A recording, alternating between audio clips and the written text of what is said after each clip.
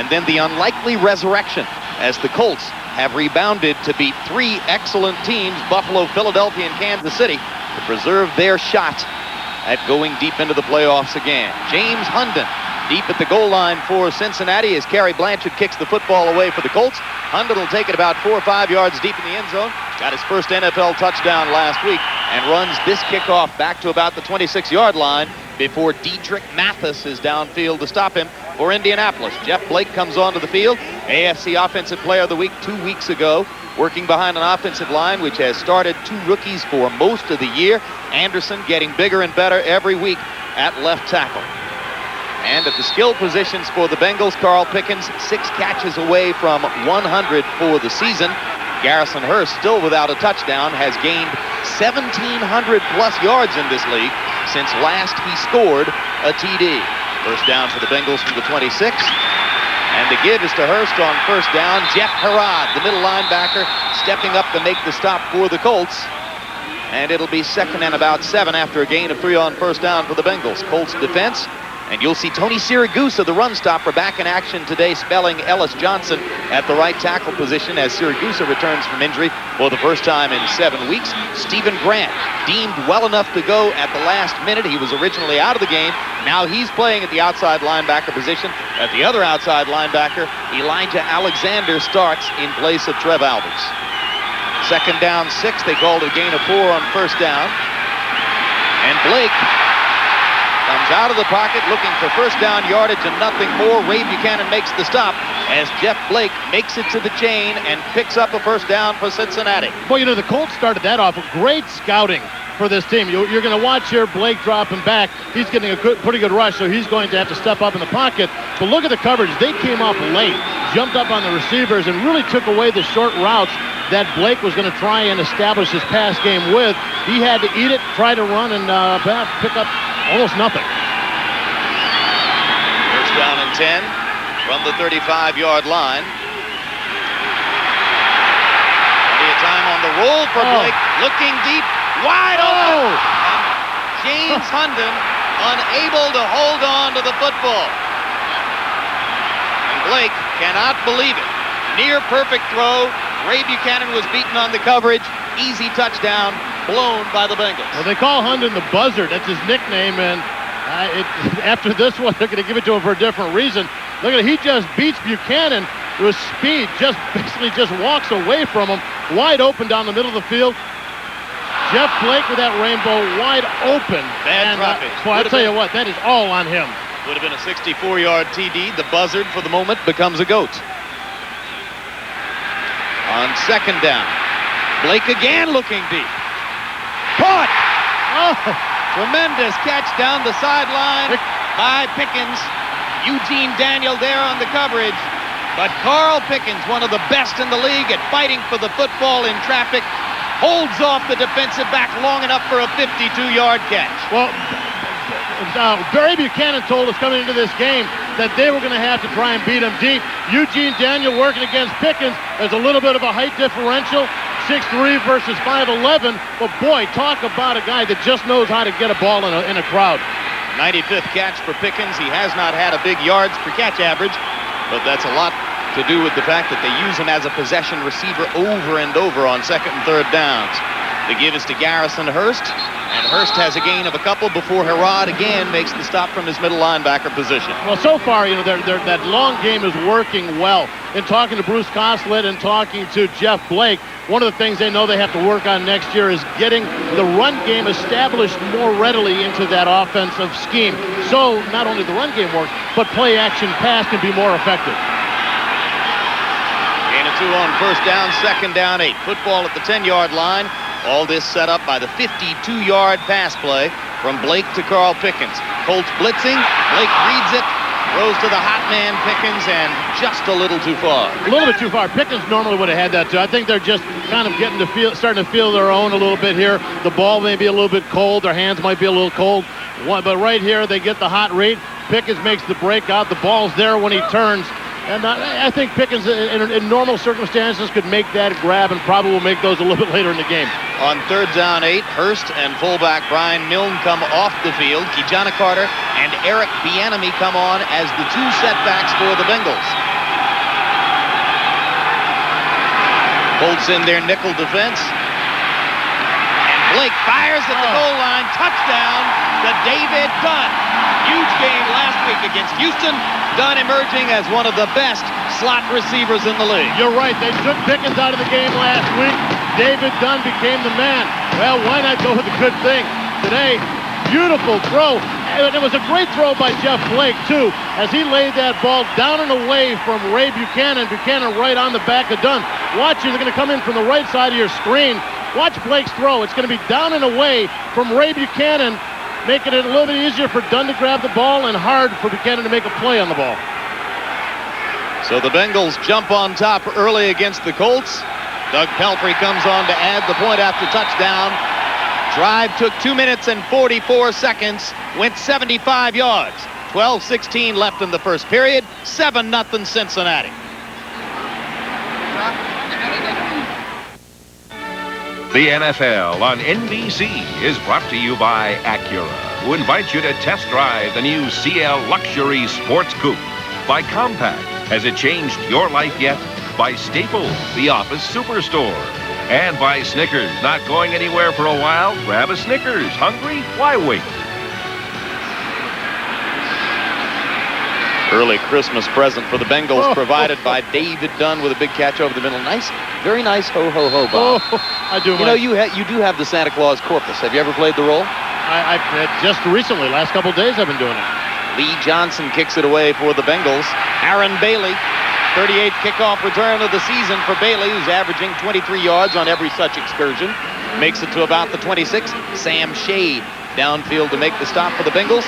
Jim Harbaugh, a last consultation with Lindy Infante as he comes onto the field to lead the Colts. 21 defense, grabbing a face mask, 15 yards, first down. Well, let's make it easy on him, I guess, huh? Bob McElwee, the referee here today, and that was McElwee's voice. The big change in the offensive line, the move of Jason Matthews from right tackle to left tackle. Mandrich moving into the lineup at right tackle. That has stabilized the Colts offensive line. Marvin Harrison, 3 touchdown catches a week ago. Aaron Bailey starts in place of the injured Sean Dawkins at the other wide receiver position today. Falk averaging 118 yards of total offense in his last 3 games, and the Colts have won all 3. And there's a look at Mandrich, former celebrated high draft pick out of Michigan State for the Green Bay Packers. He was out of football almost and has managed to work his way back with Indianapolis. On first down, the give is to Falk. And Falk hunts for yardage over the right side of the line, has gain of about 3. Ricardo McDonald makes the stop for the Bengals. It'll be 2nd down 7. A quick look at the Bengal defense. Tim Johnson returning from injury today. Gets back into the lineup at right tackle. Javon Langford, the rookie, getting the start over Artie Smith at the right defensive end. Tom Tumulty still starting as a rookie in the middle linebacker position, replacing Steve Tovar. Their leading tackler, Ashley Ambrose, 8 interceptions, 2nd in the league. The former Colt saying that he expects Harbaugh and company to go at him today because they think it will be fun, in his view. I think he's paranoid. To take advantage of a former teammate. I'm sure he's open for it. Blitz by the Bengals. Harbaugh reads it, fires to Bailey. First down yardage near the 35-yard line. Rod Jones getting the start in place of the injured Jimmy Spencer at the right corner, makes the stop. Well, you know, the catch was nice and it's a first down, but one of the keys is it was on the other side of the throw. Jim Harbaugh getting hit at the end of that throw. Both Ricardo McDonald and James Francis, who had a great game last week, coming in on the outside rush and kind of getting into him late. Tom Tumulty in the inside with a nice blitz up the middle. So the throw, very good by Harbaugh, but he can't take too much of a beating like that, especially coming off injuries. First down 10, football at the 46-yard line. Timeout on the field as the Colts need time to consult. And we'll be back in Cincinnati with the NFL on NBC after this. This is the NFL on NBC. Indianapolis Colts have used one of their timeouts with 10 minutes 43 seconds still to go in the first period. And a look at Jim Harbaugh last year, healthy, versus Harbaugh this year, not healthy.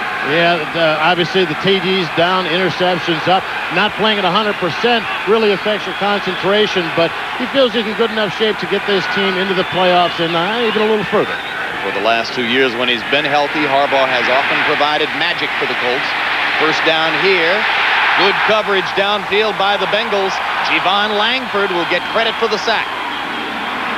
Good job by Langford. Tim Johnson got upfield early, kind of flushed him out of the middle of the pocket. Javon Langford coming in, chasing him down. But, I mean, that's a coverage sack. Harbaugh had plenty of time. He moved around in the pocket pretty well. Even as he stepped up, though, you should be able to find somebody open. Nobody there. He had to eat it. Secondary coach Ron Meeks fired despite the fact that the Bengals lead the league in interceptions with 32. And another look at Harbaugh being corralled by the Bengal defensive front. Second down, 13. And again. This time, John Copeland, number 92. Well, I don't know what is going on with the receivers. They're not separating themselves from the coverage. They're getting out there. They're making the turn. They're doing little comebacks, but not enough of a separation for Harbaugh to be able to get the ball off. Look at, there's Big Daddy coming up the middle, getting a little pressure over Kirk Loudermilk. Him and number 92, Johnny Copeland, just corralling Harbaugh. Good pressure up front. Combination of the timeout and the 2 consecutive sacks suggesting that the Bengals have created a defensive wrinkle early in the game, which is giving the Colts offensive staff trouble. On third down, 15 yards to go. Harbaugh fires to Falk in the flat. He's got a chance. Lunging for the chain as he gets near the 35-yard line. Corey Sawyer on the stop, and Falk may have stretched far enough to get a Colts first down on 3rd and 15. And when you're having problems getting things going, especially in the passing game, you got to go to the ball control. Dump the ball off short, let somebody go do the work for you. Start to establish some rhythm, get some confidence in these guys. You can see just from the way Marshall Falk came out of that play, pretty excited, pretty fired up, hoping to get that Colt team going. Take a look, though, here as he stretches for the thing. He's out of bounds actually about a full 2 yards before the first down marker. But they give him credit for enough distance for the first down.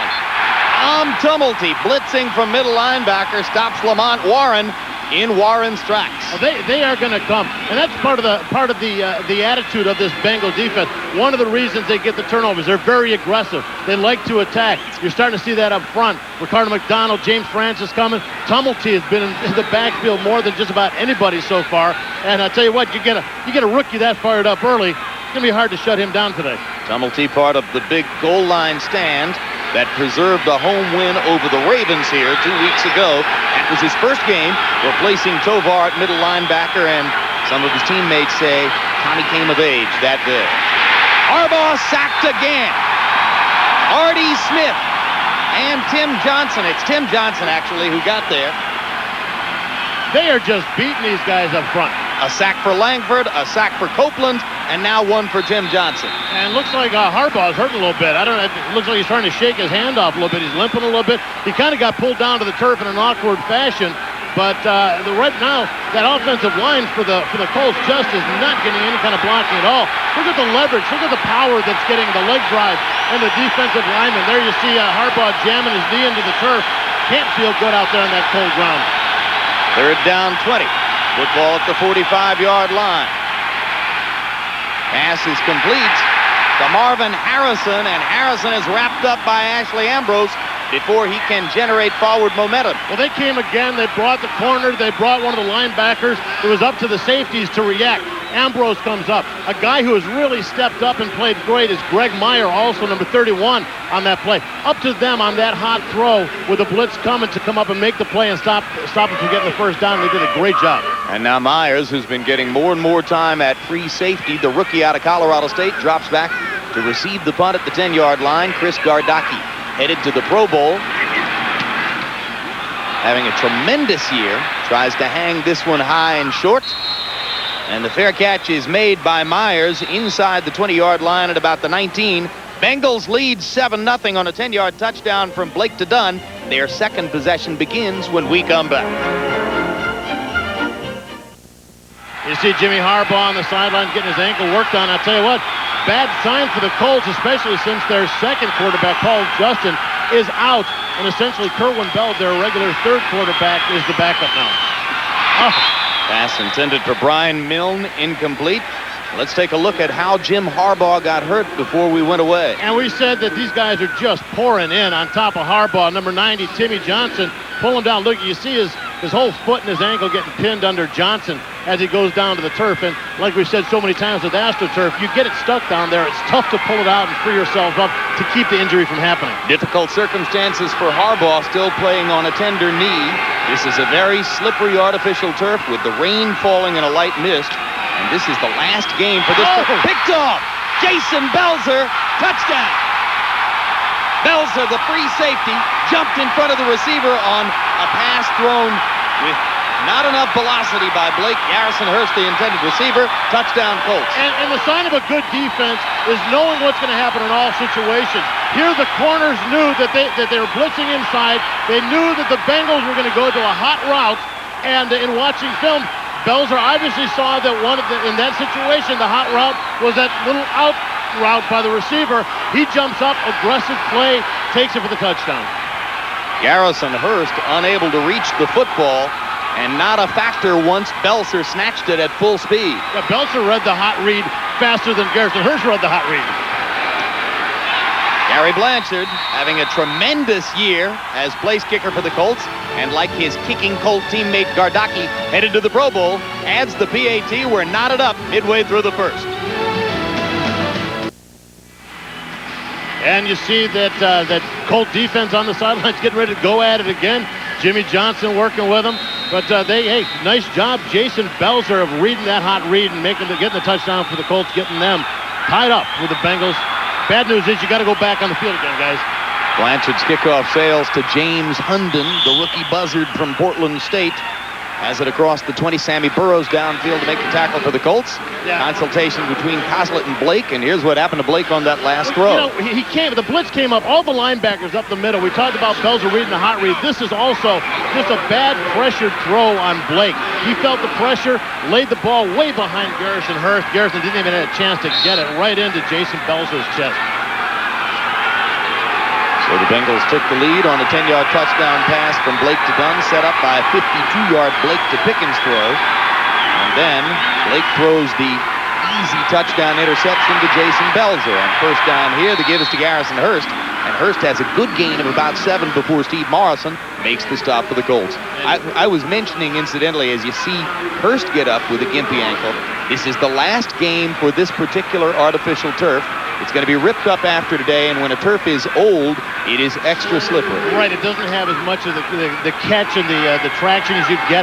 Plus, you had that light rain earlier, which really has in drive. You're seeing a lot of guys not getting the footing, and some of the quick guys not being able to cut as sharply as they normally would be. We saw a lovely scene as Kijana Carter comes into the game, replacing Hurst. And Blake fires to Kijana, who either fumbles or drops. It's going to be ruled an incomplete pass. Elijah Alexander, number 50, there on the coverage and a hit for the Colts. Well, once again, Elijah Alexander stepping up. As we said earlier, Jim, he was stepping in, starting at the right linebacker for the injured Trev Alberts. Once again, good pressure on Blake. He's got to step up, drops that ball up to Kijana. Tough to see if it didn't look like he really had possession of it, but a good hit by Alexander to get the ball loose anyway. He seems a little tentative in the pocket, doesn't he, Jim? Like he's feeling the pressure a little bit, doesn't want to hold that ball too long. Kind of finding his way around in there. Third down 3, Dunn in motion. Blake showing a strong tendency in recent weeks to go to Dunn on third down possession situations. Snap. Ball start, number 82, offense. Make it 3rd and 8. Third down. You know, when you talk about the Bengals and the receivers, it's so easy to talk about Pickens because all those receptions. Darnay Scott was also his partner who put up a ton of receptions and yardage. Well, you know what? When you get that good and people start to recognize you, hey, you start drawing some double coverage.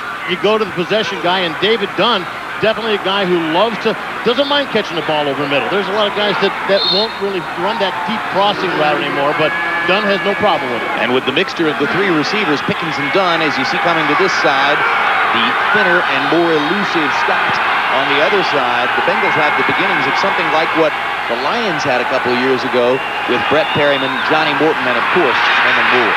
On third down 8, a good throw by Blake, and Carl Pickens rolls forward to be certain of securing the first down. Ray McElroy, the strong safety, and Eugene Daniel, cornerback, there to make the stop. You're exactly right. It was a very good throw by Blake. Now watch the protection. What's going to happen for the Colts if they want to get more pressure on? They got to have more pressure up the middle in his face. They're coming too much to the outside. He's got a clear lane for the throw. But watch where the throw goes on Pickens. Eugene Daniels got him. Pickens going to break it back to the outside, and that ball is thrown down and away from Eugene Daniels. Very good controlled throw to keep it away from the defender. The give is to Brian Milne, the rookie fullback who has seized the job in the second half of the season away from previous starter Jeff Cothran. Goes forward for a gain of about 4. Jeff Harbaugh makes the stop. It'll be 2nd down 6 with the football at the 44-yard line. You know, one of the things frustrating for Jeff Blake, and talking to him yesterday, he said, you know, I so want to get a running game going. He goes, but without the running game, so much of it falls on my back. He goes, I can't carry this team. Not so much me, he has to carry everything, but everybody else has to pitch in. He wants Garrison or somebody to step up and be a 25 carry per game type of running back, because he's tired of being put in 2nd, 3rd, and long situations. Rolling a gain of 5 on 1st down. On 2nd down 5, Blake again steps through the middle of the pass rush and has plenty of room for another 1st down across the 40 into Colt territory at the 37. Harbaugh with yet another tackle. Hey, and as I said before, in that pass rush, they're getting good rush upfield. You're seeing the good speed rushers upfield. But if you're going to stop Jeff Blake, you got to have somebody in the face. Right now, there's nobody. Look, there's no rush up the middle. You got Saragusa back on the line of scrimmage. Got to get upfield. When you got that much room, you've got a lane to throw. You've got plenty of room to run. Obviously, with 4 white jerseys around, the smart thing to do is to slide, baby. 1st down 10 now at the 37-yard line. Make it to 38. John Carter. There has been so much of that for Carter in this season. Crowd is accustomed to it by now. Bernard Whittington gets credit for the tackle for the Colts, but again, the slippery AstroTurf makes it difficult for Kijana to get going. Hey, I'll tell you what, I'll take it. Look at the rushing, the rushing offense. Now, Blake says they don't have a running game, but look at that, Bob. Actually, not too bad. They're in the top half of the league. You're exactly right, and, you know, they haven't put it together. His question is, I'm tired of going in, gaining 5 yards, gaining 2 yards, and then gaining a -2. I want to be able to get 3-4 yards per carry, so I'm not left in 3rd and long situations. Loss of 2 on 1st down by Carter. 2nd down 12, football at the 40. Another Colt blitz, another hot read, a good throw from Blake to Tony McGee. Pickup of about 7. Jason Belzer on the stop. Well, you know, the Colts obviously have decided today they're going to come in and they're going to attack. They're going to bring these guys. When you do that, you're going to get burned sometimes. There's some of these hot reads are going to work out for the Bengals, but if you're playing aggressively, as you saw right there, there's no way you can have Jeff Harbaugh out there playing coverage on a wide receiver. And it's just, or Tony McGee, it just isn't going to happen. McGee's got too much quicks for that. But when sometimes you play the hot throw like that, you're going to get burned. Gun in motion. Eric Bieniemy is the lone setback behind Blake on 3rd and 5. The throw is to McGee, and McGee was past the 1st down marker before he was wrestled backward by Sammy Burroughs and company. Crowd wants an unnecessary roughness call, but the Colts are guilty of nothing more than a little extracurricular effort, and it'll be 1st down. Let me tell you this: when you've gone all the way down the field, you're getting kind of tired. You've been on the field for a while. Some guy don't want to go down, and you got a hold of him. You pretty much want to end that play by putting him down on the turf. And, you know, so sometimes you may pull and tug a little bit too much. There you see Sammy Burroughs yanking on him, trying to pull him down, but McGee just too tough to try to look at him. Don't you throw me down like that. He did carry him back about 10 yards. That was kind of extreme. John Carter comes onto the field. Bengals 3 of 3 on 3rd down conversions now. 2:05 to go in the 1st period. Tied up at 7 apiece. Bengals, for the most part, have controlled the football. Blake to Kijana Carter. Blockers in front. Gets past the 1st man. Can't get past the 2nd. Elijah Alexander wrestling Kijana Carter down after Ray McElroy, the strong safety, missed his shot. Nice job by Alexander. You know, a lot has been, he was the backup middle linebacker starting at right outside backer. Good play that time on that screen pass. He comes out there. One of the first blocks by the lead blockers was thrown at Alexander. Nice job of kind of shuffling off of that, getting back and reacting and making the tackle. Good look at Kijana Carter as the Bengals look at 2nd down 5 with the football at the 22-yard line. Elijah Alexander, part of the free agent festival for the Colts on defense. This pass batted down by 6'6" Bernard Whittington, number 95. You know, and Bernard Whittington didn't have much time to talk to him yesterday. I didn't want to bother him. He was sitting at a piano last night. as we were doing, as you're going to watch again, him batting it down, the ball down on the right side of your screen. I guess everywhere he goes, one of the things that he relaxes doing, he's almost a concert pianist. He is so good. He finds a piano, sits back, and just plays. All songs that he's written himself. Oh, really? Yeah, very, very soft-spoken for a guy who's this aggressive. Melodious music? Very. I'd buy it. Third down 5 at the 22. Blake throws to Pickens. Another third down conversion for the Bengals. Eugene Daniel has Pickens in tow, but he fights it down to the 17-yard line and looks to have a first down Cincinnati. When you throw to Pickens, he is the guy that is so physical with the grab. Not so much that he wants to cross the middle and take the shots and take the big hits, but he is going to fight like crazy just to get that ball and to pull it down. He's the kind of receiver who says, don't worry about the coverage, throw me the ball. And no matter how many guys are around, I am going to go up in the midst of all those people, 1, 2, 3, whatever it takes, and I'm going to get that ball. Team leader, Carl Pickens, 3 catches today, 97 on the year, looking to get to 100 again.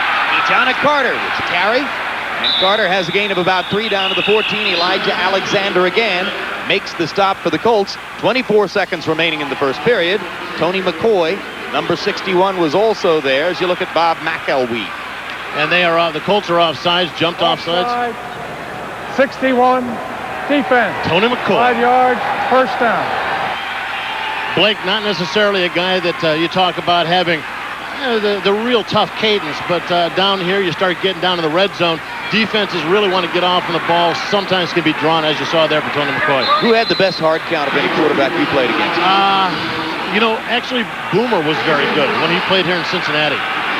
It was very good. Boomer does so many little things so well. Probably the best faker in the league too, right? I'll tell you what, their play action at that time for the Bengals, without a doubt, the best play action I've ever played against. Play fake here. Gave Blake plenty of time. The pass is incomplete. Intended for Hunden as he stretched out at the 5. And Blake offering a little instruction to the rookie receiver. And a little bit better. You're seeing, because of the play action, you're seeing guys aren't going upfield. No pressure on Blake that time. But Blake maybe feeling the pressure of having a wide open throw. A little bit tight in the throw and just lays it too far out in front of Hunden. No. He went to Hunden and said, come out of that cut faster. 13th play of the drive now. 1 second remaining in the first period. This will be the last play of quarter number 1. Ejana down inside the 10 to about the 6-yard line. Ray McElroy makes the stop. But Ejana Carter pounding forward as Garrison Hurst is temporarily sidelined. Has the Bengals in scoring position as the first period ends. Back in Cincinnati, the Bengals and the Colts tied up 7-7 after 1. Bengals touchdown, a 10-yard pass from Jeff Blake to David Dunn on their very first possession. On their next possession, a 29-yard interception returned by Jason Belser of the Colts on a pickoff of a Blake pass, tied it back up. Numbers on Ejana Carter for the season as the Bengals go on 1st and goal from the 5-yard line. Colts blitzing, Carter running away from the blitz, drops the football. Total droppage of the ball, and Eugene Daniel has a gift fumble recovery for the Colts. You talked about Ejana having all the touchdowns. He's the guy in this situation that they felt they wanted to go to. Maybe a little bit more power straight ahead, but 7 touchdowns, having a great year. This going to the perimeter, all he did, and you're going to see it here, going to the left side, he gets the ball and looks like he's just trying to shift it around in his arms. Just slipped out the backside, and I don't know if, I know down there the ground is pretty cool, that ball gets warm, but they bring in fresh dry balls all the time, so that was just a bad, that was Ejana's bad. 3 carries, 2 yards, and an unforgivable fumble for Carter. Plays like that are career shorteners. They really are, because no matter who you have, who you are, who your coaches are, they remember that a long time, as do the people sitting in the stands. Got 1st and goal at the 5 and give it away. Marshall Faulk on the carry for the Colts. No running room on that side.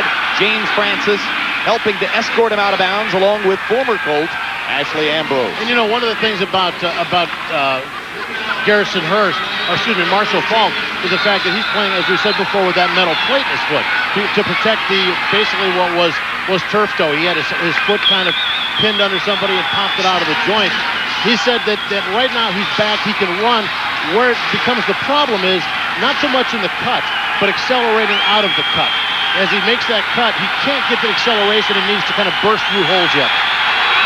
Incidentally, with his earlier pass reception, Falk set a Colts franchise record, which we'll run down in a moment here. Penalty flag down as on 2nd down 10. Harbaugh throws complete to Falk. Second catch of the game for Falk. If it stands, Ashley Ambrose ushering him out of bounds along with John Copeland. Penalty is called against the Bengals. Offside, number 92, defense. 5 yards, 2nd down. Well, he made the tackle, but he also made the infraction. So with that earlier catch, Marshall Faulk established a Colts franchise record for most consecutive games with a reception, 45 in a row, and that surpasses the previous record held by one Lenny Moore. Rushing numbers for Marshall Faulk have subsided in each of his 3 seasons with the Colts. He weighs 211, which amounts to medium size for a tailback in this league at best, and he's not the first back to have experienced that kind of degradation in his yards per carry. The give is to Faulk here, and Andre Collins makes the stop after a short game. And Jim, also, you got to remember this, too. He's lost a lot of support in this backfield.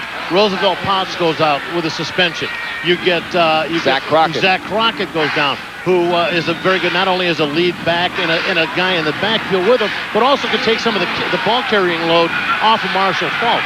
Now it comes down to him. In fact, he told us, he goes, there was one game, it was me and one other guy, and the other guy got hurt. So much has fallen on his shoulders, and right now he's still not 100%. 3rd down, 1 yard to go with the football at the 14-yard line. Play clock almost all the way down as Harbaugh gives to Faulk, and the Bengals have it stopped. Tumulty making the first hit from his middle linebacker position. Dan Wilkinson and Tim Johnson bottling up the middle for Cincinnati. Johnson and Wilkinson, great body position, good leverage at just standing up that offensive line. They got him, actually they had him kind of forced where they were down enough where Tumulty could get up over the top and make the stick to stop the forward momentum. Well, there's a rook who's having a nice day, has got to be feeling good. Pro Bowl punter Chris Gardocki goes into the end zone for the Colts. Greg Myers, last season's Jim Thorpe Award winner as a senior defensive back at Colorado State, waits at his 41-yard line. Gardocki booms it big, averaging 46.3 on the season. From the 39, Myers back across the 50 to the 49-yard line, a 12-yard return. Mark Stock, reserve wide receiver downfield to make the stop for the Colts. We're tied at 7 in Cincinnati. The NFL on NBC is brought to you by Chevrolet Trucks, the most dependable, longest-lasting trucks on the road. By the adjustable Maverick beard and mustache trimmers from Norelco. By the Citizen Watch Company. Citizen is how the world tells time. And by IBM. Season's greetings to a small planet from everyone at IBM. 12:42 to go before halftime in Cincinnati. Excellent field position now for the Bengals. Field position provided to them by their last drive, which went 78 yards but produced no points as a result of Kijana Carter's fumble. Carter again with the carry here, and Elijah Alexander makes the stop after a short gain. Carter gets a chance for redemption because for the moment, Garrison Hurst is still on the sideline, and the Bengals have also lost for the moment starting offensive tackle Willie Anderson, man who mans the left side for Cincinnati.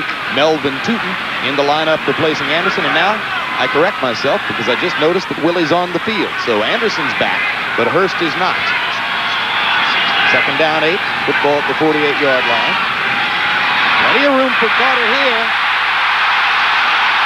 Almost broke Ray McElroy's tackle, and he would have had a lot of open AstroTurf in front of it. Well, the way that this Colt defense is playing, you got to figure that the Bengals are going to try to start working the edges, try to get off tackle. They're attacking the inside with the backers, hoping that somebody's going to miss a block. You'll get penetration to knock the guy down before he even gets started in the backfield. When you do that, you got to kick it to the side. You got to get off tackle. And you saw there right here, he's getting pulled down, just fighting. And fighting for us, put it this way, he's fighting for a job. Since Garrison Hurst came in, the two of them have been, they're friends, but competitive friends.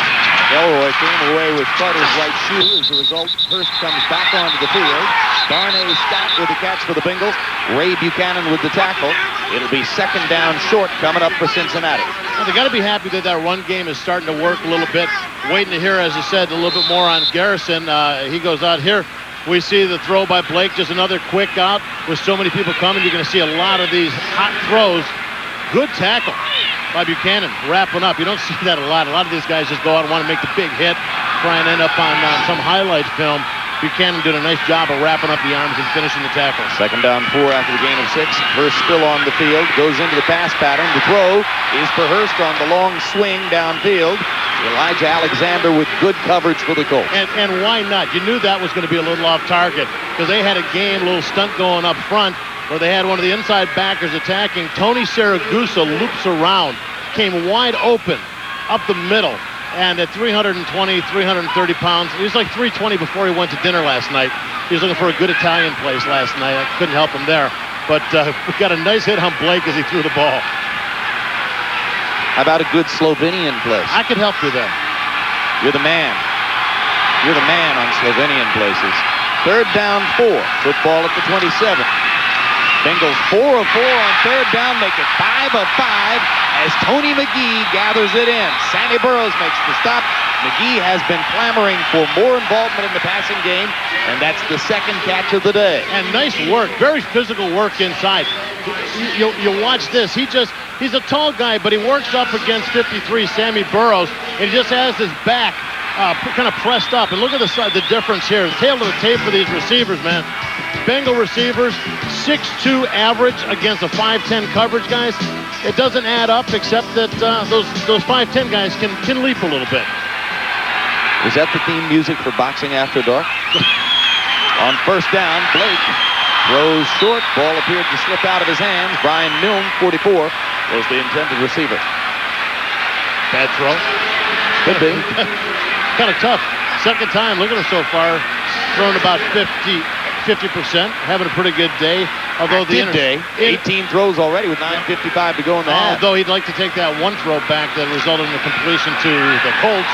They keep possessing the ball. He's got a decent chance at 30 pass attempts in the first half. You know, like the last drive with 15 plays, that they're able to move the ball, but until they score points, as they found out last week what the Oilers did versus them, it's just going to be anybody's game. Hurst on second and 10, stopped by McElroy and Steve Morrison. Gain of about 4. It'll be third down 6. As you remember last week's game against the Oilers for these guys, the Oilers last week in the first half moved up and down the field pretty much at will, could only come away with field goals, so they go into the locker room leading only by 6. Now, that proves that no matter how much you move the ball, if you don't get the points, hey, second half can be a whole different story. I remember that game. You know why? We were there. That's why. Total yardage in the game tells the story of Cincinnati's domination of ball possession. 7-7 on the scoreboard because of Jason Belzer's interception return. Play clock almost all the way down. Blake gets away from the pressure, steps out of bounds before picking up a first down. And it'll be third down now for the Bengals as Tony Bennett chased Blake out of bounds. You know, it almost looked at the beginning of the play like he wanted to run a quarterback draw. Now watch here as he starts to drop back. It looks like he hesitates, like he's going to step up there for a second, but then he kind of backs back out again. Good coverage up front across the front line. He had nowhere to go. And as you saw there, had nowhere to throw either. I really have a feeling he was going for the quarterback draw there and really wasn't focusing on his receivers. Did I say third down upcoming? Let me correct myself. Fourth down upcoming. For the first time today, the Bengals failed to convert a third down. So Doug Pelfrey comes on for a relatively short field goal try at 25 yards. He missed a 26-yarder last week against Houston. This one sails through the uprights. And with 8:34 to go in the half, Cincinnati breaks the tie and leads 10-7 over the Colts. Offense bottled up by a Cincinnati defense which appears to have had some wrinkles and some scheme looks that have given the Indianapolis offensive staff a little trouble. You know, they really haven't even had a chance to get into a rhythm and to find out what is going to be happening by this Cincinnati defense. Cincinnati has so controlled the ball offensively. Bengals scoring drive, 9 plays, 42 yards, leading to the 25-yard field goal by Pelfrey. It's 10-7 Cincinnati. Ball temporarily mishandled at the 5-yard line by Aaron Bailey, and therefore Bailey is held to about an 11-yard return just across the 15-yard line. Flags go down. Well, they have got to get themselves in good field position. Right now, we saw the turnover. Kajana Carter dropping the ball. They get the ball in about the 10 right in that area. And this ain't going to help. This will hurt them again. You know, as an offense, you're working limited anyway because you don't have all your players. Illegal block above the waist on the return. Number 81 of the return team. They're having the kind of first half. That's the distance to the goal line. That's right, Bob. It is half the distance to the goal line. Yep, you got that. They are having, the Colts are, the kind of first half offensively that the Bengals had in Houston last week. Absolutely nothing they could do was working. Remember, the Bengals last week only had 1 first down in the entire first half, 23 total yards for this kind of an offense, which today we're seeing able to move the ball up and down the field. Let's take a look and see if we can find where the penalty right there looks like in the left side, or actually basically both sides. There were Colts pushing on the backs of Cincinnati Bengal players. Colts, with only a couple of first downs so far in the football game, still hampered by lousy field position. Now they start from the 7. Bengals showing blitz. Colts pick it up, and Harbaugh has time to find Aaron Bailey out to the 20-yard line. Good pickup of 13 yards. Gets the Colts out of the shadow of their goal. McDonald and Jones making the tackle for the Bengals. And Aaron Bailey stepping up because Sean Dawkins can't play today, so Bailey becomes the man right now. Look at him, just kind of like lulling him to sleep. Just kind of a nice little out pattern, letting the kind of leaving the defenders kind of sitting there saying, maybe he's not going to get the ball. Get the ball to him, let him pick up the yards on his own. Bailey, a player whose whole career is more likely to be defined by the one pass he didn't catch than by every one he ever gathers in. On first down 10, Harbaugh drops. This one wide, almost picked off. Flag was down. Bailey was the intended receiver. Rod Jones was the man who momentarily had a shot at the football. And it looks like they're going to get a holding penalty. Now, boy, they talk about it. To use the term, they just keep shutting down their whole offensive scheme. Right there, that ball was forced. The ball was... hands to the face, number 64, offense. 10-yard penalty, first down. Let's take a look at this, see if we can see numbers. 64 Doug Weedell, yeah, there you go. Getting the hands up, right up in the face. Yeah, anytime you get it up and into the face mask, they're going to call that. Not just getting the hands wrapped around the guy, but this Colt team really is not known for its penalties, especially last week against Kansas City, a team that in a stadium where you think they couldn't hear anything, absolutely no penalties at all. A lot of teams go into Kansas City and come away with a half a dozen encroachments or procedure penalties because of the noise, but the Colts operated flawlessly in that environment. Not here. First down 20, football at the 11. Harbaugh throws, complete to Falk. And Falk with a nice cut back to the outside. Ambrose escorts him out of bounds, but wasn't able to get a good hit on him, 11-yard gain. And Ambrose gave him tons of room, sitting back in his zone, and he really, at this point, they got a lot of yardage to catch up very quickly. So you're seeing Marshall Falk dropping out. Watch him, just going to sit out in the flat. As we said before, just run everybody deep, let him set short, drop the ball to him. Ambrose giving him some room. Hey, you give him 10 yards a pop, they're going to pick up that first down. Harbaugh 5 of 5 for 55 yards. That's the lone bright spot in the statistical summary so far for the Colts. Second down 8 after the gain of 12. And this throw complete to Dilger, the tight end. He's got a first down across the 30 to about the 33. Bo Orlando on the tackle for Cincy. And one of the things, too, that about this team, Dilger kind of gets forgotten in the mix. He's a guy that they're going to have to utilize quite a bit. Drop the ball off to him just to keep these some of these drives going. Watch here. You see him. He does a nice job at just finding that open spot. That's what all you can ask for the tight end. Get up in the middle, find that open seam, and get away from the linebacker enough where you can make the catch. As a rookie last year, the second-round draft choice out of Illinois, more productive than other bigger-name tight ends who were drafted ahead of him in the first round. It is to Falk. And Falk on first down here runs into Dan Wilkinson. Big Daddy with the stop after a gain of maybe 2. Big Daddy's really come on in that defense after being the #1 draft choice a couple years back. And really, I want to say much maligned, but he kind of had a tough time when he first started. A little bit of a slow start. He has learned that he's got to, basically, as big as he is, he's going to have to keep his head down, and he's playing with very good leverage and very good power now. He's going to be around. He's starting to establish himself like the Cortez Kennedys, the Chester McLaughlins. Well, when first he arrived here, as he himself will point out to you, he was one of the youngest players in the league and had a lot to learn. That's all been taken care of. Throw to Dilger, complete again. And Dilger is wrapped up by James Francis very close to the first down marker across the 40 to about the 43. And right now the Bengals are sitting back playing a lot of zone, which just basically means, hey, find a guy that, they're not locked up man to man. Find a guy that can just find an open spot. Right now, the linebackers who are kind of sitting back and looking to help maybe on a receiver coming in, maybe not paying as much attention to the tight end coming across the middle as they should. Officials timeout. Here comes the chain. Larry Peccatiello. Larry Peccatiello. Did I pronounce it right? One of those times you got it right, Jim. Defensive coordinator, lame duck today, relieved of his duties by Coslett earlier this week. He and 3 assistants coaching through the day today, and this their last game on the Bengals staff. And very good. And talking to, as we said before too, with Bruce Coslett, basically said, you know what, they're good guys, they're good coaches, but they're not my guys. And all new coaches want to do that. They want to kind of establish their guys, so to speak. We did ask him about Tim Crumry, the only defensive coach who was not released. And I said, what about him? He goes, hey, he's a Bengal. He's my guy. Very intense. And then we stopped talking about it very quickly. Short of the first down, it's going to be third down, less than a yard for the Colts at the 43-yard line.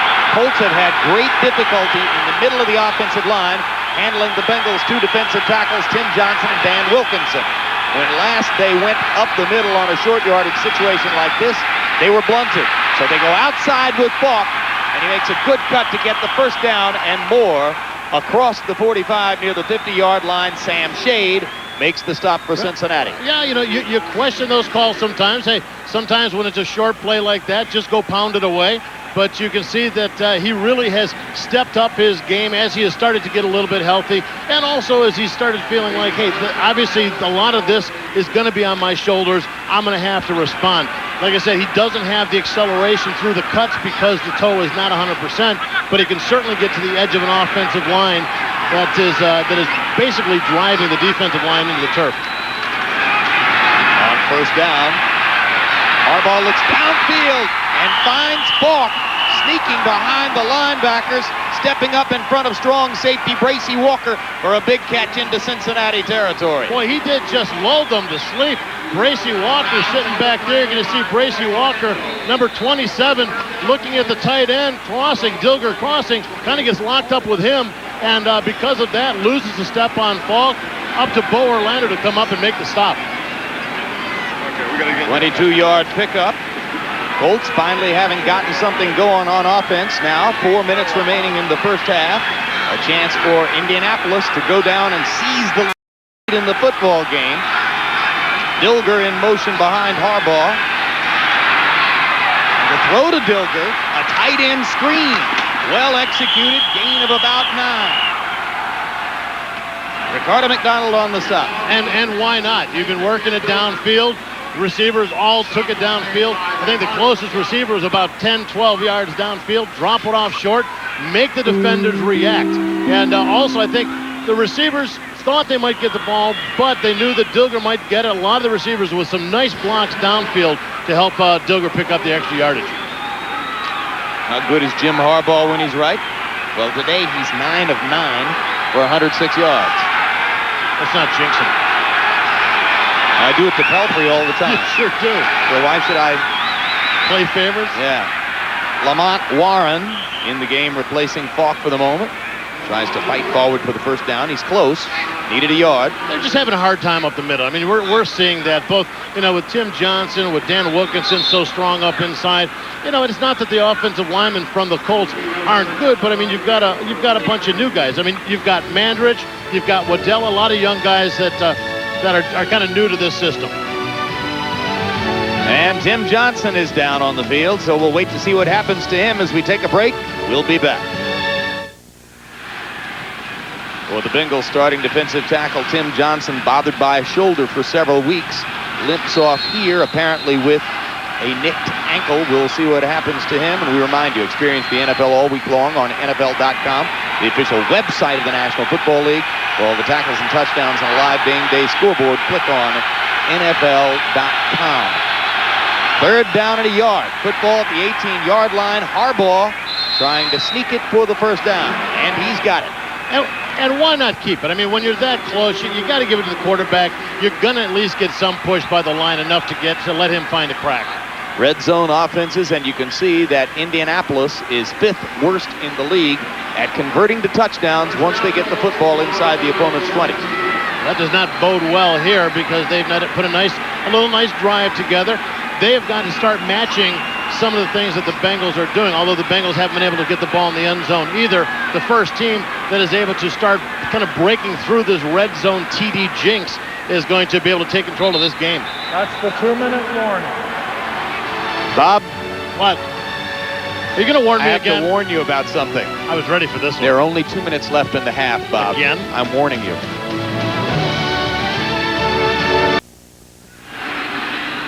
Two minutes left in the first half in Cincinnati. Indianapolis Colts attempting to nail down their playoff spot. If they win this game, they host a wild card game in Indy next week. First and 10.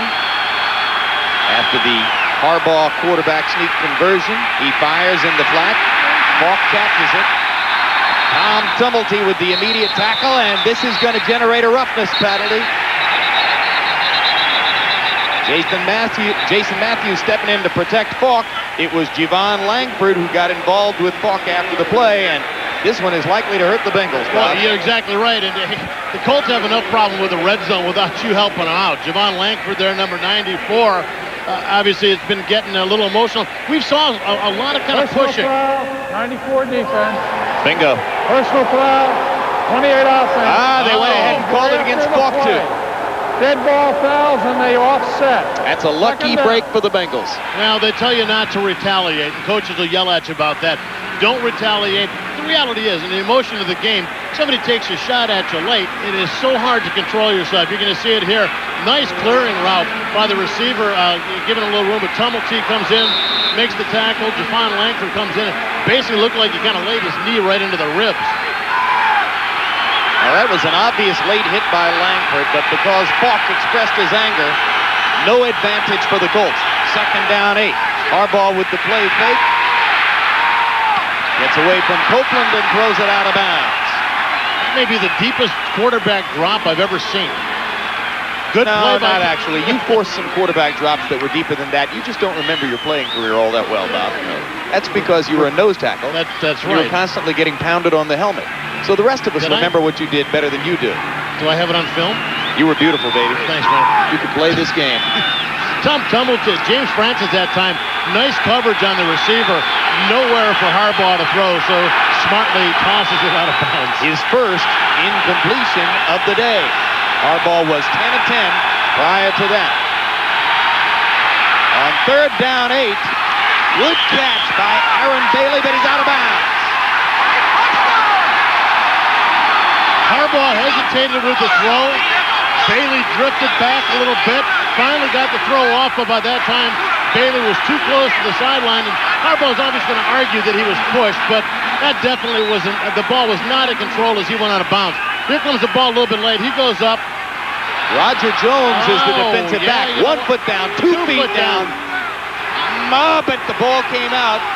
The ruling was that he didn't control it. Right. They're showing the juggle signal and basically saying it didn't matter that he had his feet in bounds. He did not have control as the feet came in bounds. Free agent rookie receiver Mark Stock having to be pulled off the field. As you take a look at Blanchard's field goal attempt, which could set a new NFL record, and does. Gary Blanchard, with his 36th field goal of the year, breaks a record shared by Ali Haji Sheikh and Jeff Jager. The 32-yard knock for Blanchard makes him number 1 on the all-time single-season list.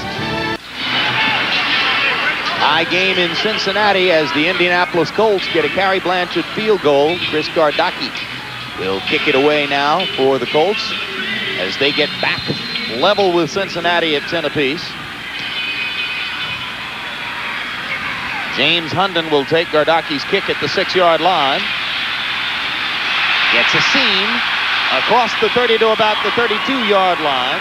Decent field position for Cincinnati as the Bengals will operate with 1:26 remaining before halftime. Tackle downfield by Diedrich Mathis. And as we told you, the 32-yard field goal moments ago by Carrie Blanchard makes Blanchard #1 all-time in most field goals in a single season, 36 this year, snapping a tie with Ali Haji Sheikh and Jeff Jager. John Casey of the Carolina Panthers has a chance to equal or surpass what Blanchard does, depending on what Casey's able to do today in Carolina's game against the Pittsburgh Steelers.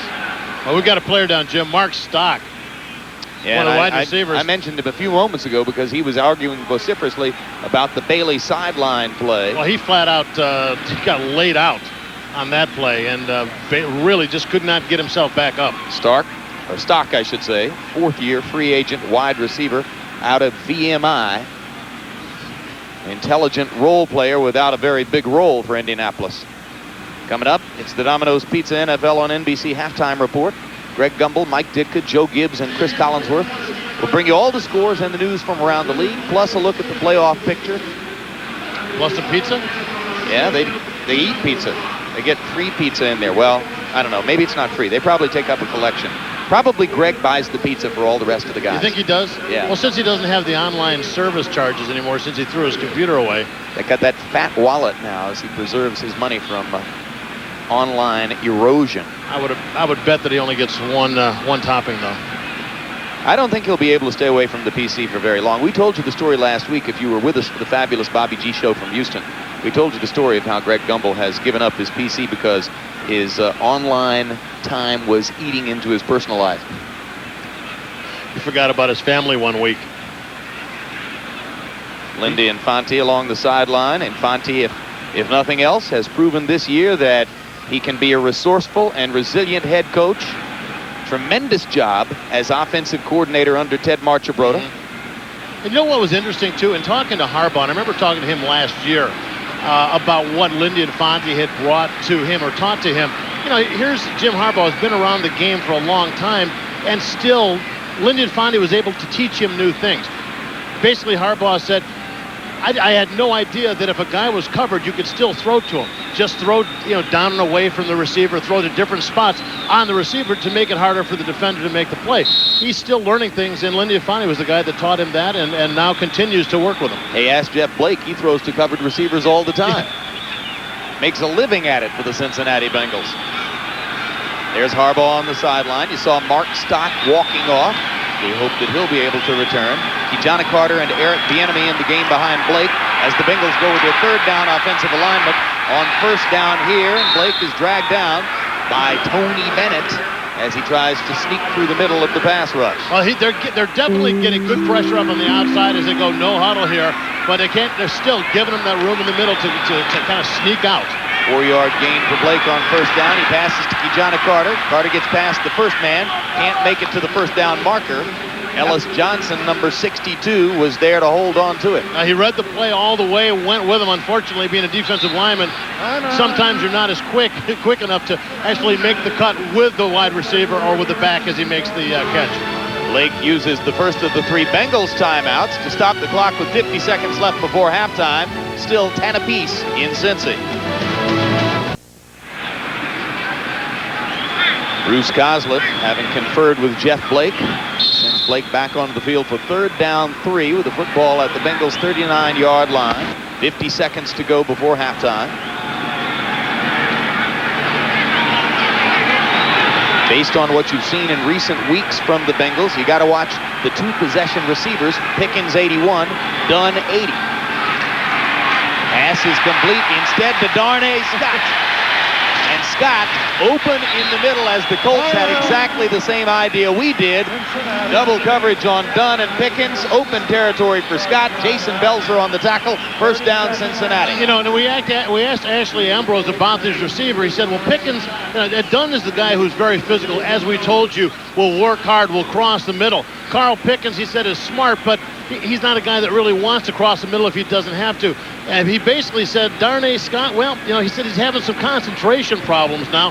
He said, we're going to try and take advantage of that. Right there, though, it's hard to focus on everybody. When you've got Dunn and Pickens playing so well, you got to look to the guys who are making the plays, leaving sometimes a big play potential like Darnay Scott. He's proven that in the past. Well, he had a tremendous game, his best game of the year 2 weeks ago in the victory here over the Ravens. Then didn't get a lot of chances last week in Houston as the ball tended to go to Dunn, who wound up with 7 catches for 95 yards. You don't think a quarterback finds a guy he likes to throw to and stays with him? Happens every week. Going to be a different guy every day. Colts showing blitz on first down 10. And Blake making the blitz read and releasing the football in a hurry. Ball was tipped, incomplete, 2nd and 10. Well, once again, the Colts coming at it. Like I said before, this has been the nature of the beast for the Indianapolis Colts, coming after Jeff Blake. And Jeff Blake knew that this was going to happen. His whole philosophy of how people attack him is, they're going to come after me, try to shake me. If they can't shake me, then they'll relax a little bit, and they'll drop back and start playing more zone. Dunn and Scott to the near side, Pickens to the far side. Blake hasn't gone deep since the first drive of the game when he did it 2 plays in a row. Wanted to go deep here, winds up flipping the ball over the outstretched hands of Eric Bieniemy. Bieniemy had a lot of room in front of him, would have gone at least to the 20. Well, he did, and really it was kind of like on the last minute. He kind of picked him up out of the corner of his eye in the last minute. Watch him. Blake is going to have to weave his way through a lot of white jerseys here. Finds him last second, lays it out for Bieniemy, just out of his reach. That would have been a 30-yard play. And Eric Bieniemy is normally a guy that would have made that snag. I mean, you talk about Eric Bieniemy, you talk about Ronnie Harmon. You talk about Eric Bieniemy, you talk about 5 feet 7 inches tall. He makes that play only if the ball is catchable, okay? He can jump. Not at that moment. Colts blitzing. Bengals 6 or 7 on 3rd down. Blake needs a miracle here and almost gets it. Throwing intended for Tony McGee at the 30-yard line. Ray Buchanan was the man who was chasing Jeff Blake coming off of a corner blitz. Good pressure, and it was that pressure that forced this throw. Watch, they're going to keep on him all the way to the sideline. Here they hit his foot as he releases. This, not where he would have liked to throw the ball. Blake would have liked to throw him more to the sidelines, making it very catchable for Tony McGee.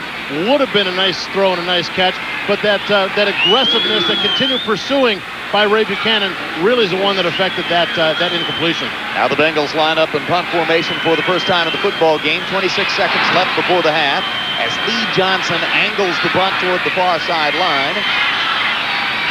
And Hunden chasing it into the end zone. It'll be a touchback. Football come out to the 20 for the Colts with 16 seconds still on the clock. Into the end zone for a touchback. Well, at this point, with an offense that is probably not as good at going deep and dominating you deep as the Cincinnati Bengals are, you're probably just going to see Harbaugh eat up some time and get out into halftime with this tie. What does Infante have in his hand? Is that a walkie-talkie or a cell phone? If he's ordering his pizza. Maybe he's calling New York to get some of their pizza sent here. Yeah, like I said, they don't have the guns that are going to be able to take it deep, that quickly. So play it safe, conserve the time, come out, and play 30 minutes of football for the win. They started even. They stayed even. The Colts still trying to determine exactly where and against whom and under what circumstances they'll be playing their first playoff game next week. We'll send you to our NFL on NBC studio in New York, but first this word from the National Football League.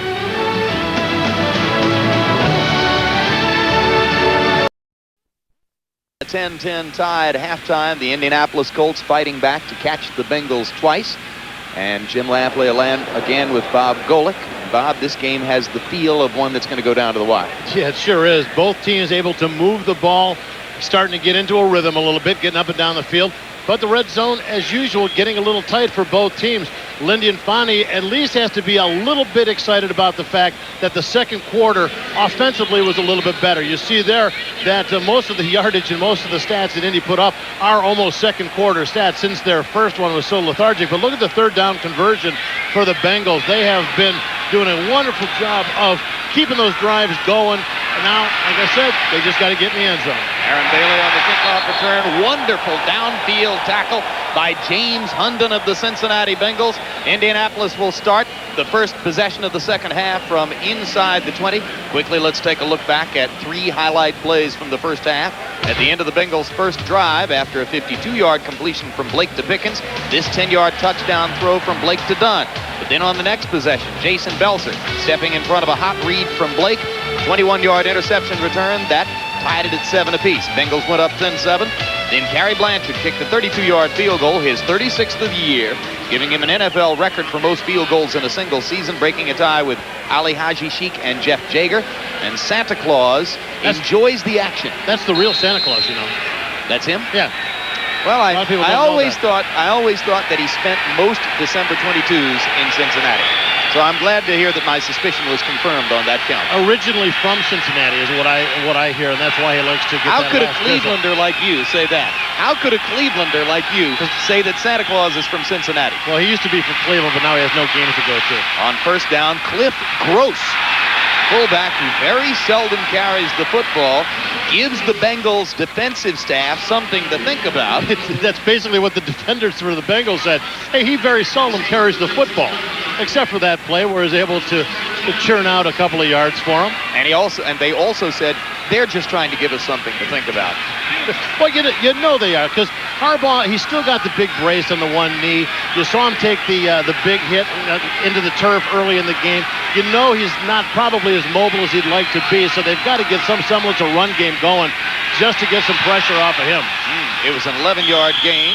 Harbaugh's throw here complete to Marvin Harrison. James Francis, number 50 on the tackle for the Bengals. You saw a nice hold on the far side of the pass protection for the Colts. Where's the flag? I was absolutely waiting for the flag to come. Jason Matthews just had him corralled. I don't know if you're going to see him on the left side of your screen, but you had an offensive lineman just wrapping up a defensive guy. But Marvin Harrison, who's had a great, what an incredible year for wide receivers, rookie wide receivers this year.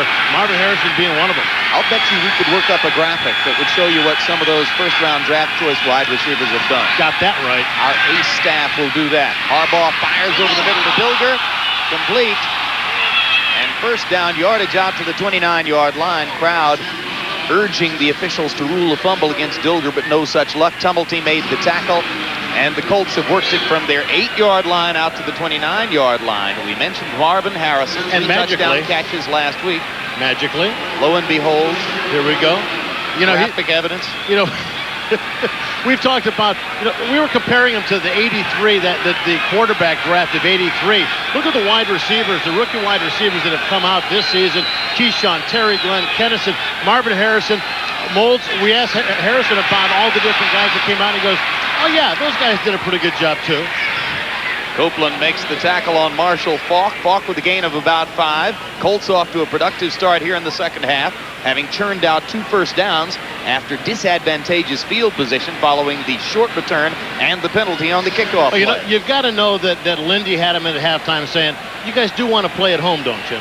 You don't want to go traveling off to other foreign places for the playoffs. You want to stay at home. Get your act together. Let's get on track here.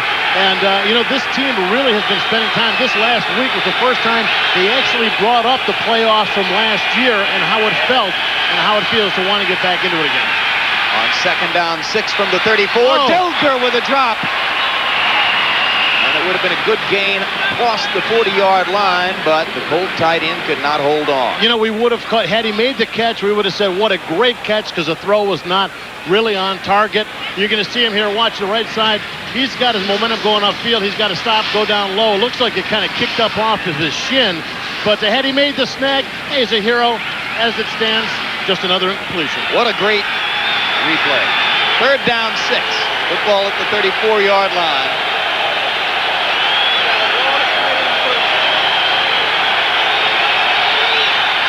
Blitz. Good read. First down for the Colts. Complete to Chris Doring. Rod Jones makes the stop.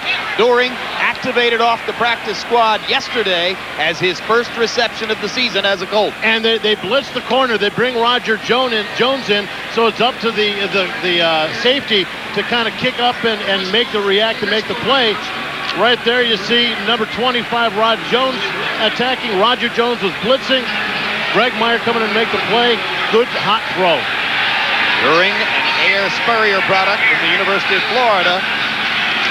Finally makes it onto the playing field in this league and gets his first catch. Marshall Faulk is bottled up after a gain of about a yard by Javon Langford. Faulk has been held to less than 20 yards rushing in the game. You saw that Marvin Harrison, with 3 catches, has only generated 12 yards from them.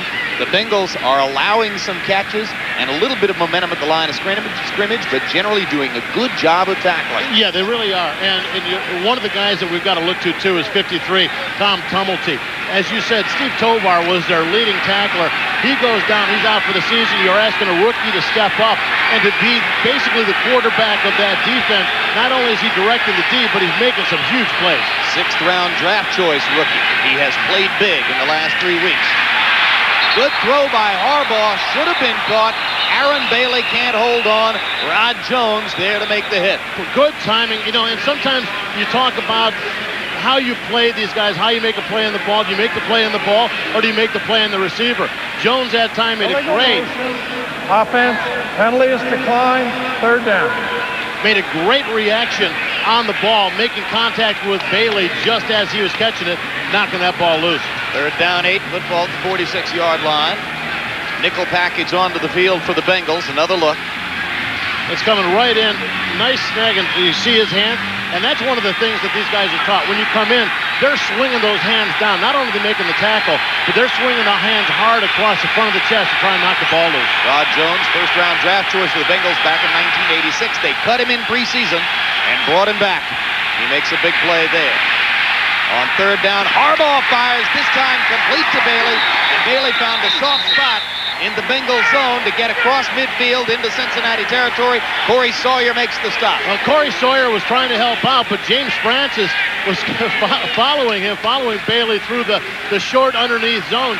You start to match up your linebacker on a receiver, you're going to lose once. You're going to lose more often than not. You see 50, Francis right in the middle. He feels Bailey crossing. Right there at that point, Sawyer has totally lost him. There's no way that Francis is going to catch up to the speed of Bailey. 19-yard pickup, Harbaugh to Bailey, 1st down. Indianapolis Colts at the 36-yard line of Cincinnati.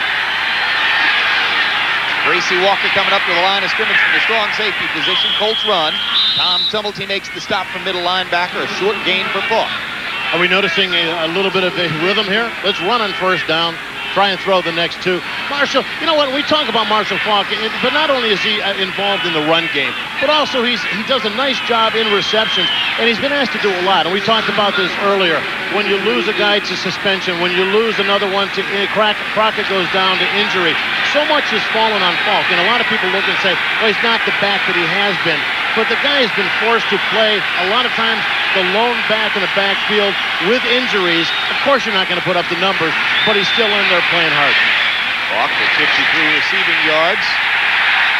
Now we'll have about 47 receiving yards as he makes the catch, and Ricardo McDonald drops him for a substantial loss. He gets out in the flat, and he's a little bit slow getting caught up. You can see he got twisted around a little bit as they wrapped up his legs. Watch, it's just going to be Faulk stepping up, looking to make sure that there's no blitz. Drops out in the flats, but Ricardo McDonald right there playing him almost man-to-man. Tumulty 53 throwing his body in late. Looked like that might have been the hit that actually twisted his knee a little bit. Tumulty finishes tackles. Harbaugh, one of the most expressive faces of any quarterback in the league. Bengals gaining at the line of scrimmage. Harbaugh releases. Picked off. Rod Jones. And what a satisfying interception for Jones. He was almost gone. Cut in preseason. Been a fixture in the Bengals defense for a long time. They had to bring him back in desperation, and he makes 2 huge plays on this drive. Jim Harbaugh and the Indianapolis Colts move the football but are unable to capitalize on their first possession of the second half. Rod Jones' interception, 33rd of the season for the Bengals. On 1st down, Cincinnati gives to Garrison Hurst, and Hurst has a burst of about 7 before Steve Morrison makes the stop, and we go back to Rod Jones' interception that stopped the Colt drive. This is just great anticipation, seeing the eyes, anticipating the throw of the quarterback. Look at the burst of speed, the acceleration as he attacks the ball. This isn't playing the receiver. This is playing the throw. Beautiful job. And this team has just been dominating. A plus 20. You know, even Lindy Adfani said, I look at a team with a plus 20, that many turnovers to giveaway ratio. I just can't believe that they haven't won more games. You can't believe they're not leading the division. If you look at the turnover margin statistics and the other teams that are close to the Bengals, they are all primo caliber teams. Tony Bennett makes the stop. Garrison Hurst with the run, and Hurst on 2 carries has enough for a first down out near the 45-yard line for Cincinnati. Bruce Goslet. Well, he's got some decisions to make. You know, because Garrison Hurst's contract is up at the end of this season. He's got the $7 million man in Kijana Carter. They haven't really established a sound running game. Can you dump that much money into a couple of running backs for a running game that well, let me guard my comments. A running game that looks tremendous on this play. Into Indianapolis territory to the 41-yard line, tackled by Belser and Morrison. Garrison Hurst off to a hot start in the second half. You know, one of the telltale things also that was said by Bruce Goslet, he said, well, you know, we got to get that run game going. Yes, I agree with Jeff Blake. Got to get a guy that can go 25 carries a game. But I don't know if Garrison will be that guy. Maybe he will be. Maybe he won't be. Not since Harold Green in 1992 have the Bengals had somebody run for 100 yards. Exactly 4 seasons ago, 64 games. Blake. Oh. David Dunn. Down at the 1-yard line. Again, the emerging force in the Bengal offense. A 40-yard gain to David Dunn, the second-year wide receiver out of Fresno State. 5th-round draft choice in 95. Great slot receiver. As he said, he does not mind going across the middle. He beats Ray McElroy right across the middle. Once he gets past him as the slot coverage guy, he's got a wide open zone in the middle. And beautiful job of trying to get into the end zone, just short. Hurst out, Kijana Carter in the game, and the goal line set for the Bengals. Touchdown, Carter!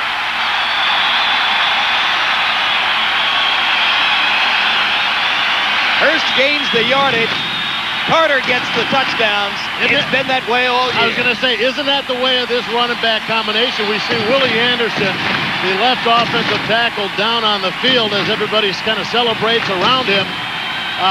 He's up and moving, and I'm sure would like to celebrate if he didn't hurt. But you're exactly right, Jim. This has been the way of it.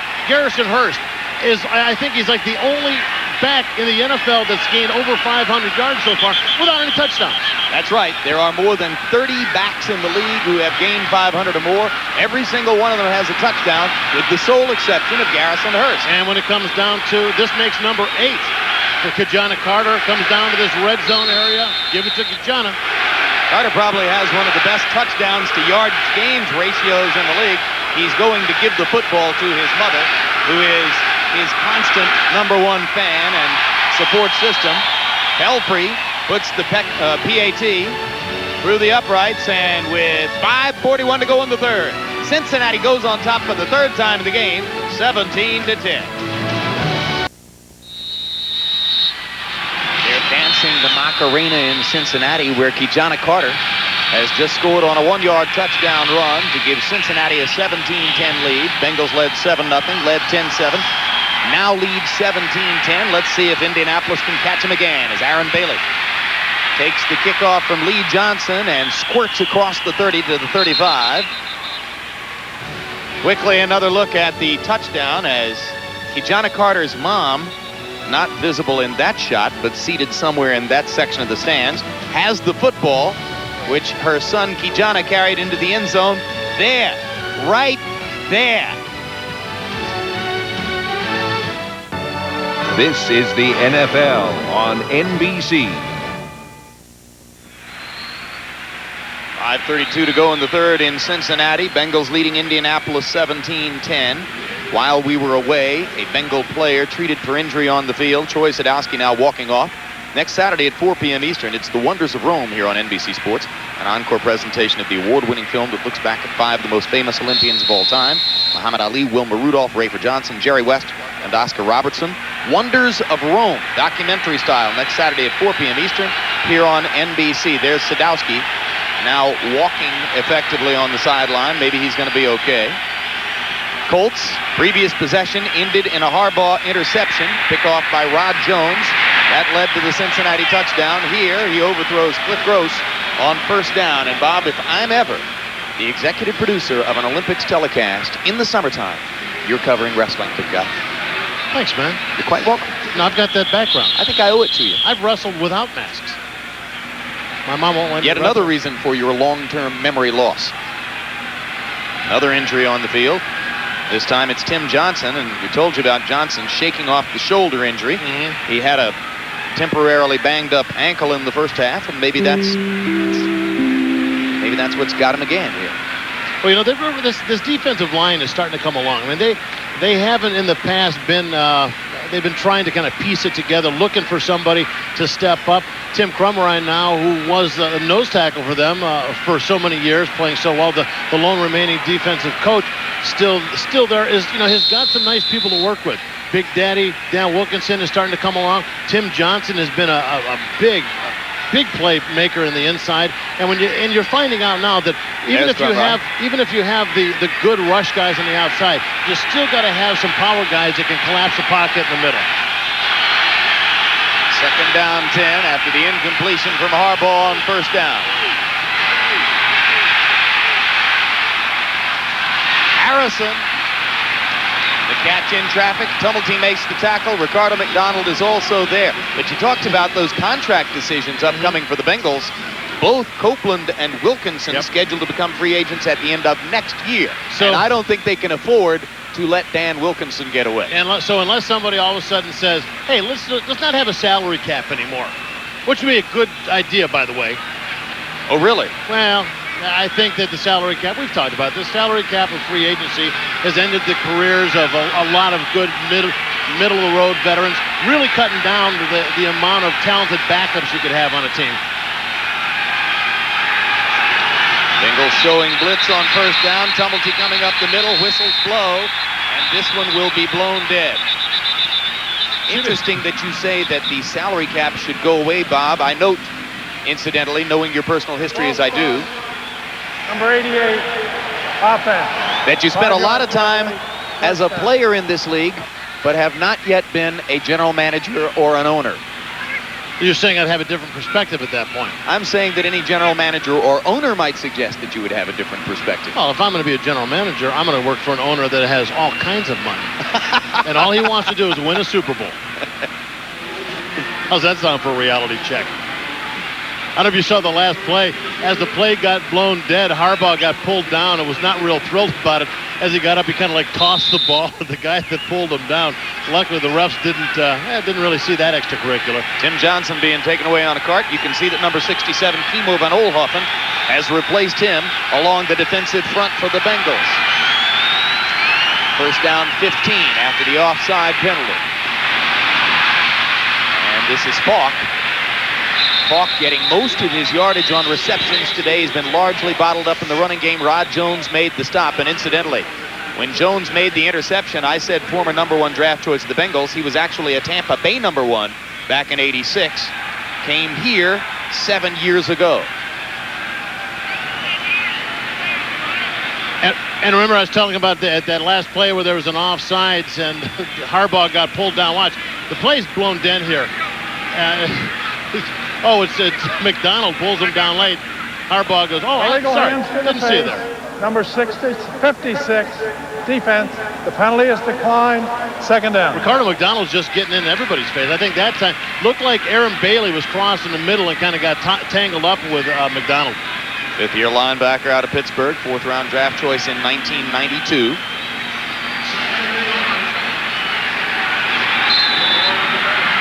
Right linebacker position for the Bengals, shared by a Pitt and a Penn State alumnus, McDonald and Andre Collins. Gives to Falk. And again, the Bengals have the answer in the running game as Kimo van Oelhoffen who is very good against the run, wraps Falk up high. As I said, they are starting to establish it. Whether it be Tim Johnson and Dan Wilkinson, Kimo von Oelhoffen comes in. They've got a young guy, and Tim Morabito also, who has had some good playing time. They're doing a lot of good things. They're able to stuff up the inside run. And as I said in the past game, these guys are mobile enough where they can push and collapse that pocket in front to kind of take away that step-up room that the quarterback normally would have to find a little open space to throw his ball. First and 10, football at the 40-yard line. Falk dropped at the corner. James Francis playing terrific football. AFC Defensive Player of the Week for his play against Houston a week ago. 2 interceptions, forced a fumble, did just about everything you can possibly do in his homecoming to Houston. And one of the interceptions for a touchdown.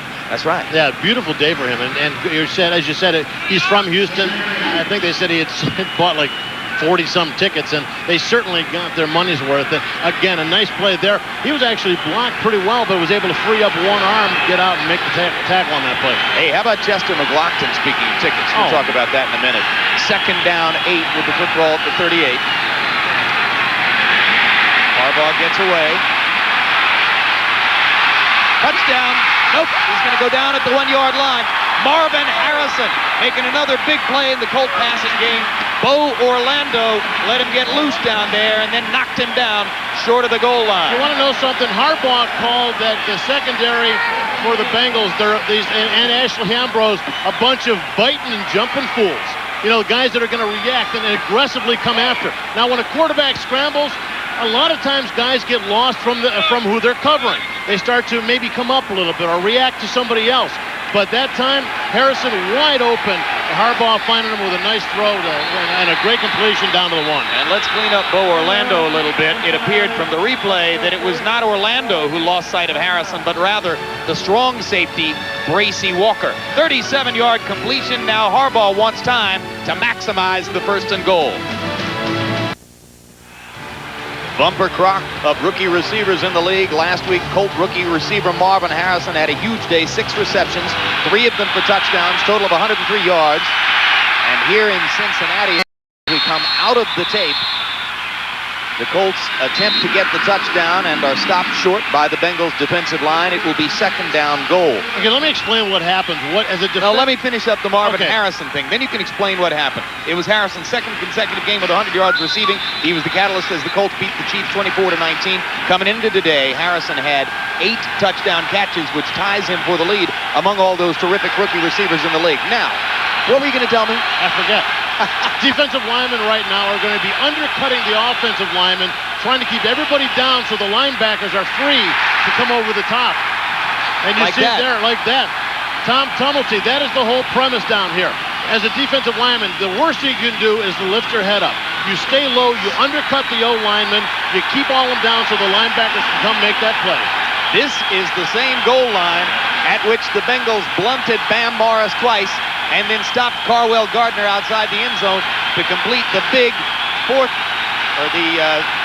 line stand. That's what you call that. Goal line stand that preserved the victory over the Ravens 2 weeks ago. Crowd looking for more of the same. Play fake. Wide open. Dilger. Wide open. Boy, he just absolutely snuck away from everybody in that defense. And he's a good-sized guy, not very good at sneaking. They were so keyed on once again following up on what they have done so many times down in this goal line that they just got a little bit too keyed in. You see everybody there. Dilger just totally, look at that, all by himself. Nobody even responded. And in that situation with the goal line, somebody's got him man-to-man. Somebody broke down and blew that assignment. Strong safety Bracy Walker, perhaps? Perhaps. Not a particularly good drive for Bracy Walker, who lost Harrison on the long one, and may in fact have been the man with responsibility to cover Dilger there. Seesaw battle in Cincy. Colts have tied it again, 17 apiece.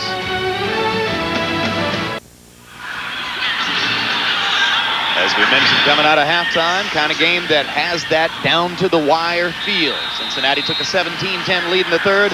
Indianapolis, for the 3rd time in the game, comes back to even things up on the 1-yard touchdown, Harbaugh to Dilger. James Hunden from the goal line. Hunden has room across the 30 to the 33, takes a big hit and holds on to the football. Steve Morrison downfield to make the stop. Now Blake will bring the Bengal defense or Bengal offense out onto the field. Chicago Suns, a new must-see comedy. These brothers, well, they know what it takes to throw a party. Yeah. Stripper. You're late. The party's over. Oh, well, I've already been paid. I could dance for you three.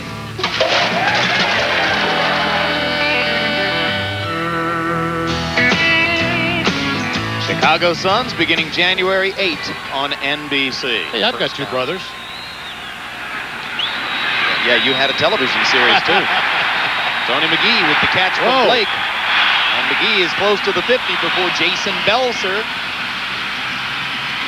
has him out of bounds. 17-yard pickup on first down. McGee with a nice snag down low. One of the keys there, though, Carl Pickens was running a route. As McGee got the ball, ran right past Pickens, did a nice job of kind of shielding his defenders. You see him thrown to the left. McGee coming underneath. You're going to see Pickens up on top, getting the block. And an Olay for Tony McGee to be able to get by and pick up a couple extra. On first down, the give is to Garrison Hurst. Looks left, looks right, looks middle, looks down at the artificial turf in the grasp of Jeff Herrod. Third quarter comes to a close. 17 apiece in Cincinnati. We'll be back after these messages from your local station. Telecast is presented by the authority of the National Football League and is intended for the private use of our audience. Any rebroadcast or other use of this telecast without the express written consent of the NFL is prohibited. You want to play offensive line for the Colts, you got to get that haircut. It's like a Halloween thing. You know, they're too big for me to be talking like that about them. They'll find you, too. Jeff Blake. McGee with a one-handed catch. And he broke away from Eugene Daniel before Jeff Herrod knocked him down. You know, we've seen this before. It looks like McGee's took a little bit of a shot there, but we've seen this before. So many times we talk about these receivers, Pickens, Darnay Scott, Dunn, and all of a sudden, Tony McGee comes alive. And like we said before, sometimes a quarterback just finds a receiver that he likes that day. McGee's been the guy who's found the open zones, been able to beat his guys man-to-man, and has got a whole lot of attention from Jeff Blake. Getting more activity today than has been the case through most of the season. Milne goes in motion behind Blake. The give is to Garrison Hurst, and Hurst providing a lot of forward progress for the Bengals. Upends an official, and satisfyingly so, I'm sure, as he has a gain of about 6, and Steve Martin makes the stop for the Colts, and this man has been dinged. It looks like he did get kind of caught him right around the lower legs. Might have snapped his knees out. I rarely do we sit here and analyze the injuries to the refs, but it looked like he may have got his knees kind of hyperextended. A nice counter tray. Watch the backside guard coming. Nice block up on the linebacker, but hey, this is all on that Bengal offense. Hurst with a nice job, and like I said, coming in low, looked like he got a shot on the front of the ref's knee, and we've seen that happen to players. That is not a pretty sight. I think it was actually the umpire, Jim Duke. Is that my man, Jim Duke, who's down with this injury here? Yep, 14:08 to go. We'll check him out when we come back. The NFL on NBC is brought to you by Honda. Vehicles designed to help simplify your life. By Nike. And by the new Coors Light Wide Mouth can. Tap the Rocky with a smoother pour. Jim Lampley along with Bob Golic, the fabulous Bobby G show, I call it, originating today from Cincinnati. Umpire Jim Duke feeling a little bit better. And you were saying before, as a Tar Heel, you always like to see what? Well, as a Tar Heel, I enjoy watching Duke go down, but it was just a wordplay, you know. I liked it. Not this particular Duke. On second down, Blake fires, picked off by Buchanan. He dropped it. Would have been a very big interception for Ray Buchanan. Yeah, Tony McCoy got into Blake's face, perhaps upsetting that throw. Watch McCoy, 61, left side of your screen. He gets free as he's almost dragged down. I think he might have got the hand up on the ball a little bit, but that ball thrown definitely behind the receiver. Buchanan right there to almost make the play. If Pickens doesn't get his hand on the ball, Buchanan's got an interception. For the benefit of Pickens' willingness to fight for the football. 3rd down. And 2 yards to go with the football at the 27. Eric Bieniemy. And Bieniemy, who's become a very dependable 3rd down back in Cincinnati, fights inside the 20. Eugene Daniel makes the stop. It'll be 1st down, Cincy, at the 17-yard line. And you see it, Bieniemy get excited. All these so-called, quote-unquote, 3rd down backs, if you ask them what they'd rather do, they want to run out of the backfield. They want to go on 1st down. They want to carry the ball. They don't want to just be the dump-off guy in a 3rd down situation. Look at the excitement, though, and we're finding out now, and I think the Bengals are finding out that their run game is working more effectively with quick-hitting plays. None of the delay stuff, but the quicker-hitting stuff seems to be piercing that Colt line. Garrison Hurst, the setback behind Blake on 1st down. Blake fires, caught inside the 10. Good coverage by Buchanan. He backs Darnay Scott out to the 15-yard line, but it'll be inside the 10 for the Bengals as they try to seize the lead for the 4th time in the ball game. Well, it was Buchanan who said that Darnay Scott hasn't had the kind of season. He doesn't seem to be concentrating. We're going to have to take advantage of him. Well, this time Darnay seems to be concentrating just fine. Nice throw right into the chest of Darnay Scott. Great concentration to hold on to that ball. He has not had a critical drop in the past 3 weeks after having a couple of them early in the season. Hurst near the goal line, and he almost broke his extraordinarily long touchdown drought. Steve Morrison made the tackle. Hurst was within a yard of his first touchdown in nearly 1,800 yards of real estate. Leave him in. Leave him in. Look at this guy. 754 yards, no touchdowns. To an eligible position. And as you said before, over 35 players, over 500 yards rushing. He is the only one that doesn't have a touchdown, and he ain't going to get it here either. As Kijana Carter comes onto the field to replace Hurst, Milne will line up in front of him in the I formation. Bengals went with the 1-yard Carter touchdown run last time. This time Carter is dropped short of the goal line. 50 Elijah Alexander, 52 Steve Morrison. Buchanan was coming up too. Also number 98, Tony Saragusa. For a big guy, covers a lot of ground. And a good job of the Colt defense. I'll tell you what, the play before this one, they just absolutely got run over. Garrison Hurst coming back, and the fans seem to sense what's going on here. They want it. As Garrison comes on the field, the fans react, and perhaps we'll see this drought ended. Well, he's got 64 yards today, so by my calculation, Garrison Hurst has had 1,785 yards rushing, nearly 1,800 yards in this league since last he scored a TD. Blake, touchdown. Carl Pickens.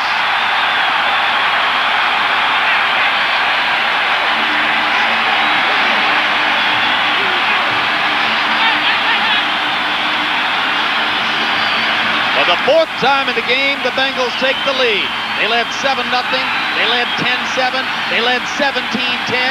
Now they go up 23-17, and Pelfrey will try to make it 24. They don't even go play action here. Blake, good poise in the pocket. And Pickens just beats his guy. He beats Ray McElroy as he came in from his outside split position. Wide open. That ball gunned right in there for the score. Well, touchdown catch of the year for Pickens. Pelfrey drills the PAT. And with 10 minutes, 54 seconds to go, the onus is back on Captain Clutch of the Colts. It's 24-17, Blake and the Bengals.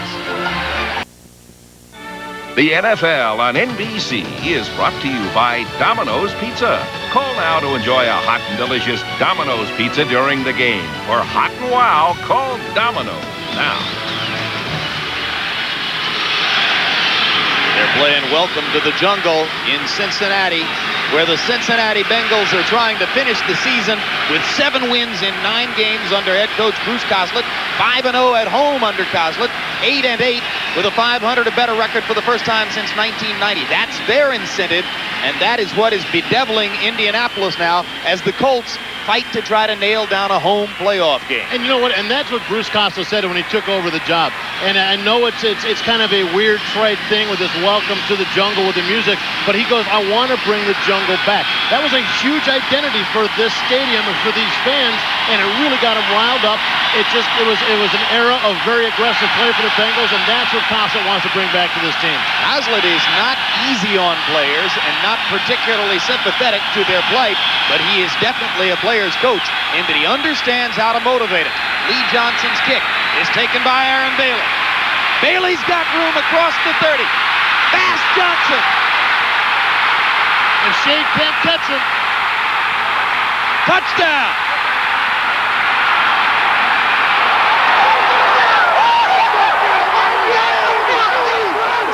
95 yards, Aaron Bailey, and how resilient are the Indianapolis Colts. And no flags. Everybody looking back to make sure no flags. It was Hunden that was closing in on him, had a chance to drag him down from behind. Just did not catch. And all day long, Bailey has found gaps and always looked like if it was one or two guys he could beat, he'd be able to pop it. This time, he made the right cut at the right time, all the way down the field. Longest kickoff return of the year for Aaron Bailey. He's had over 40 chances with the football in that situation. Pops the big one here, 95 yards. The team that won't die, the Indianapolis Colts. And this just comes down, in returns for the kickoff, you just never know where guys are coming. But you got to make this decision. Right here, he makes the right one. He sees the kicker, he sees another guy peripheral vision on the right, breaks it to the left, and at that point, just the perfect cut at the right time. A lot of times you don't anticipate, you can't see everybody that's coming in. You can't, because they're all coming from different angles. Here he makes that cut, there happens to be nobody to the outside, and then it becomes a foot race. And Ashley Ambrose has had a tremendous year at corner for the Bengals after coming over from the Colts as a free agent, has had 8 interceptions, but Ambrose had the last clear shot at Aaron Bailey and couldn't get him as he went by. There's the number 1 cheerleader on the Colts team. And the Bengals just got to be looking at themselves going, we worked so hard to go all the way down the field and get our touchdown, and they get this. 10 minutes, 38 seconds to go. Colts have 3 timeouts. Bengals have 2 timeouts. Bengals have led 4 times. Colts have caught them 4 times. There's what's at stake for Indianapolis. And I'm telling you what, I have been in enough playoff situations. It is a whole different animal when you get to the playoffs. You play preseason, you play 16 regular season games, but when you get to the playoffs, you almost have a feeling of everything before that first playoff game as being a warm-up, as a qualifying round. So to be able to play it at home means a ton. Gardocki bombs the ball with his left foot. Hunden, who chased Aaron Bailey and couldn't catch him, now tries to return the favor and gets it to the 27-yard line. Jason Belser downfield to make the stop for the Colts. Tonight on Dateline, stress. We all know it. Blake knows it. Coslett knows it. We can all feel it. The pressures of everyday life can drive you over the edge. But if you're stressed out, don't panic. Help is on the way. Dateline has the latest ways to cope. Tonight, an all-new Dateline on NBC. The latest ways to cope with stress. As usual. Why are you looking at me? I'll be on a plane. Why are you looking at me? I'll be on an airplane. I'm not going to learn anything. And I can't because my tape player's Getting broke. a little bit paranoid, are you? Why are you looking at me like that? The fabulous Bobby G sinking into paranoia here with 10 and a half minutes to go. It's a nice taste to visit. Garrison Hurst. Hurst must be beginning to believe, well, okay, if I can bust one from here and go 70, maybe I can get a TD. That's about all that's going to happen. The only way he's going to score. Tony Bennett is the player down on the field now for Indianapolis. Colts can ill afford to lose a defensive lineman. One of the things here, too, you have to remember, the Bengals just had a long drive. I mean, these guys had worked hard all the way down the field, the running backs, the linemen, everybody, and they expected to go to the sidelines and get themselves a little bit of a rest. Well, it ain't going to happen. They're back out there, and they got to go to work again. Would you like to see the last time Garrison Hurst scored a touchdown? You know what? I was just going to ask you if there was any possible way for us to produce that. Well, at the moment, we can't. Oh. But we'll think about it, okay? He'll be wearing the uniform of the Arizona Cardinals when you see that touchdown. If, in fact, we show it to you. Just wanted to tease you a little bit there, Bob. Okay, here it is. You're really following up on that paranoia thing, aren't you? Don't get paranoid. It's been a long time since Hurst found the end zone. The last time he did it was as an Arizona Cardinal on September 10, 1995. He has now rushed for close to 1,800 yards since then without scoring a TD. But truthfully, Kaputsko, we're rooting for him. The Colts are, as they gang up and stop him near the line of scrimmage. Bernard Whittington with the first hit. Tony McCoy. Elijah Alexander. Incidentally, we told you earlier today that the field goal by Cary Blanchard in the first half broke the all-time record for most field goals in a single season. We also told you that John Casey of the Carolina Panthers might have a chance to catch Blanchard. And in the game between the Panthers and the Steelers, Casey has now kicked 3. So he, for the moment, is the record holder with 37 in a season, ahead of the 36 by Blanchard of the Colts. Johnny Carter in motion on third down. Perfect throw to Pickens in the seam. First down, Bengals. Jason Belzer makes the stop. We've only had 3 punts today, and this is a tremendous season-ending football game in Cincinnati. Well, you know, this is, and I've faced this situation so many times. This is no time, Jimmy Johnson of the Colts, to get in there and start rushing 3 people. You can't get conservative now and sit in the lead. 3 guys only rushing on that play. Of course, they had no time to get there anyway. It was a quick releasing throw, but you got to get people in his face. You can't let Blake have time. You give him time, he's going to find an open receiver. It's a tie game, 24 all. Tons of time for Blake. He throws all the way across the field, hoping that Hunden can get back to the football. Keeping you up to date on some statistical markers here, and Pickens, after that last catch for the big first down yardage, needs only 1 more to reach 100 again. Yeah, if he was leading there for a while, if it wasn't for a guy like named Jerry Rice, he probably would have held on to that lead.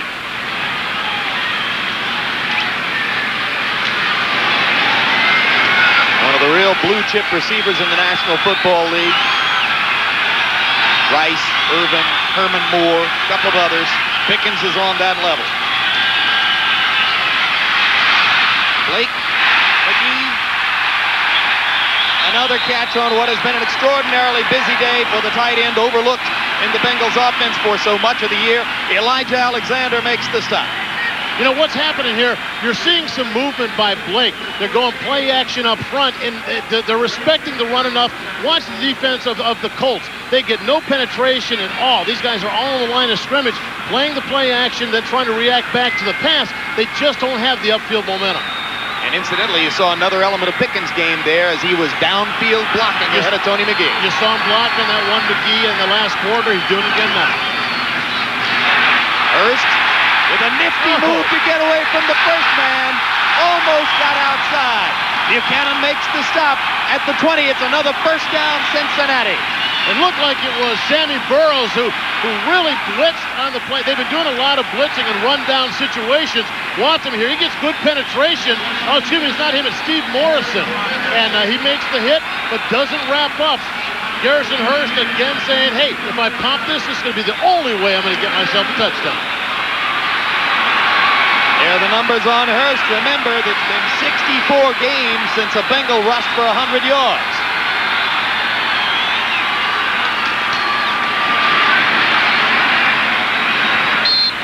Whittington on the stop there. Well, the Colt defense, they're definitely respecting this Bengal running game. You see it, as I said before, in the play-action pass. Because they respect the run, they're not coming upfield with wild abandon. They've got to look for the run first and then react to it. And, you know, I think that it looks like the Bengals are mixing it up well enough where it kind of is keeping the Colts defensive line off their, kind of on their heels a little bit. Off today's numbers, the Bengals have a chance to wind up the year ranked in the top 11 or 12 in the league in rushing the football. No one would have dreamed that was possible early in the season. Blake's throw incomplete, intended for David Dunn. Ray McElroy, the strong safety, was there on the coverage. Well, this whole drive, they've been doing a lot of the short rollout things, trying to keep Blake free, keep people out of his face. We have noticed the one thing that we've seen today with Blake is when he's had somebody in his face, he has been a little bit off with his throws. When he's had nobody in his face, he's at least gotten him near the target. So here's what the coverage tells us. The Colts are matching the strong safety against the wide receiver in the slot. Tony McGee is getting a linebacker. That's why Blake has been going back to the tight end as many times as he has. You see the third down conversion numbers for the Bengals. They've been tremendous. Another one. David Dunn fights his way into the middle of the field and again makes the catch between defenders to give the Bengals first and goal. As a receiver, the one thing you look at Bruce Consulate there, mixing it up nicely and knowing that there's a couple of guys he can go to. Dunn, McGee, so far possession guys. But look at the linebackers. The linebackers just kind of drifting. If they get back and they find the receiver, you can't just kind of float back there. You got to know your receivers are, because it's not so much that you're going to make the play, but you at least can get between the quarterback and the receiver and take his vision away from him. Terrific non-interceptable throw by Blake. Great catch by Dunn. Touchdown Bengals as he goes to Tony McGee again.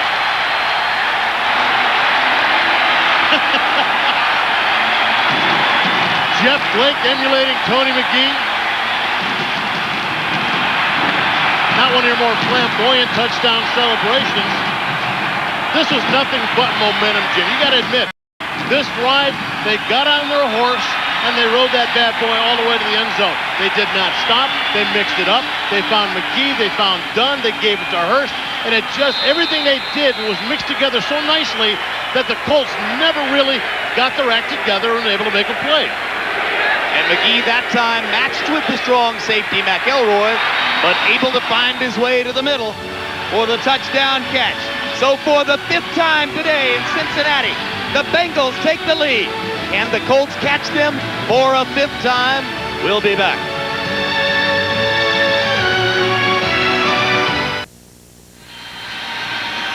Well, the Colts will get something for Christmas. Even if they lose, they'll have a road playoff game. They were hoping for a home playoff game. They were certainly hoping to put a lump of Colts in the Bengals' Christmas stocking.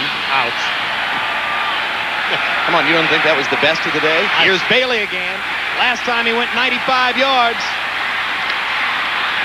And he's still trouble for the Bengals as he gets it across the 30 to the 35. The last time Ashley Ambrose was chasing him, this time he pretty much ran Ashley over, hit him in the chest, and Ashley just said, better safe than sorry, I'll just lay down with him. All right, Captain Clutch, what you got this time? You know, right now, time is getting down. They got 5:16 left. They got a long way to go. They're going to have to start conserving a little clock. They're not going to be able to, they haven't really been able to run the ball that well. Garrison Hurst has done Marshall Falk has done a pretty good job Catching the ball. Hasn't been able to break away in the running game, but they can dispense with establishing the running game now. They're throwing. because you're not fooling anybody. Marvin Harrison, the intended receiver. James Francis was in Harbaugh's face. And this is exactly how the game started, too. Harbaugh going down. Remember, he was hit on like the first 3 or 4 plays. Once again, look at the protection here. They're bringing everybody. Both backers coming. Francis on the one side, McDonald on the other. Very nice job by Francis of dumping Harbaugh inadvertently with his feet as he went by. Nothing at all intentional about that, I don't think. Thank you very much. Second down, 10.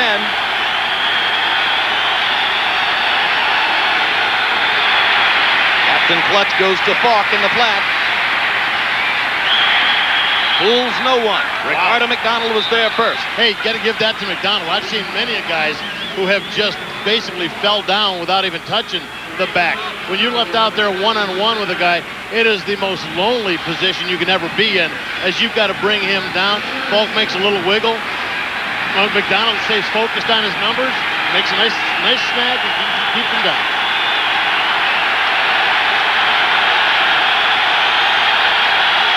Third and long. They're on their feet in the jungle. 5 wide receivers. 4th down. Aaron Bailey, the intended receiver. Dan Wilkinson broke the pocket. Great job by Wilkinson. You know, with all those receivers out there, they had no backs in the backfield. No additional help to help pick up on the rush, and they've been getting good rush up inside. But also great job on number 24, Roger Jones, seeing the play and coming up and making a beautiful hit.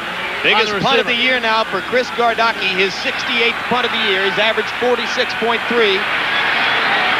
Number 2 in the AFC, having a tremendous season. This the most important one yet. Too low. Bad bounce. Takes a Bengal bounce. Scramble for the football. Indianapolis ball. The ball hit the heel of one of the players, one of the Bengal players. Unnecessary. Should have left it alone completely. Also, well, it wasn't actually even one of the guys going after the ball. One of the Bengal players, all he was doing was blocking. He was down there to set up and block for the return. Touched by the receivers. Recovered by the kicking team. First down. Jason Belzer, who had the touchdown interception return in the first half, makes the recovery here. Now watch. I don't know if it might be 85 right there. Hunden, he's there to block. He's not making a play on the ball. But anytime the ball takes that kind of a bounce, you're supposed to get a signal from the return guy. Get away, get away. They all have their keywords for it, but everybody's supposed to scatter. Didn't happen. Hunden touched it, and it's Colts ball. New life for the Colts. First down at the 25-yard line. Harbaugh to Dilger. Gain of about 6 down to the 18. Bracy Walker makes the stop. He said, hey, you're throwing to McGee, I'm throwing to Dilger.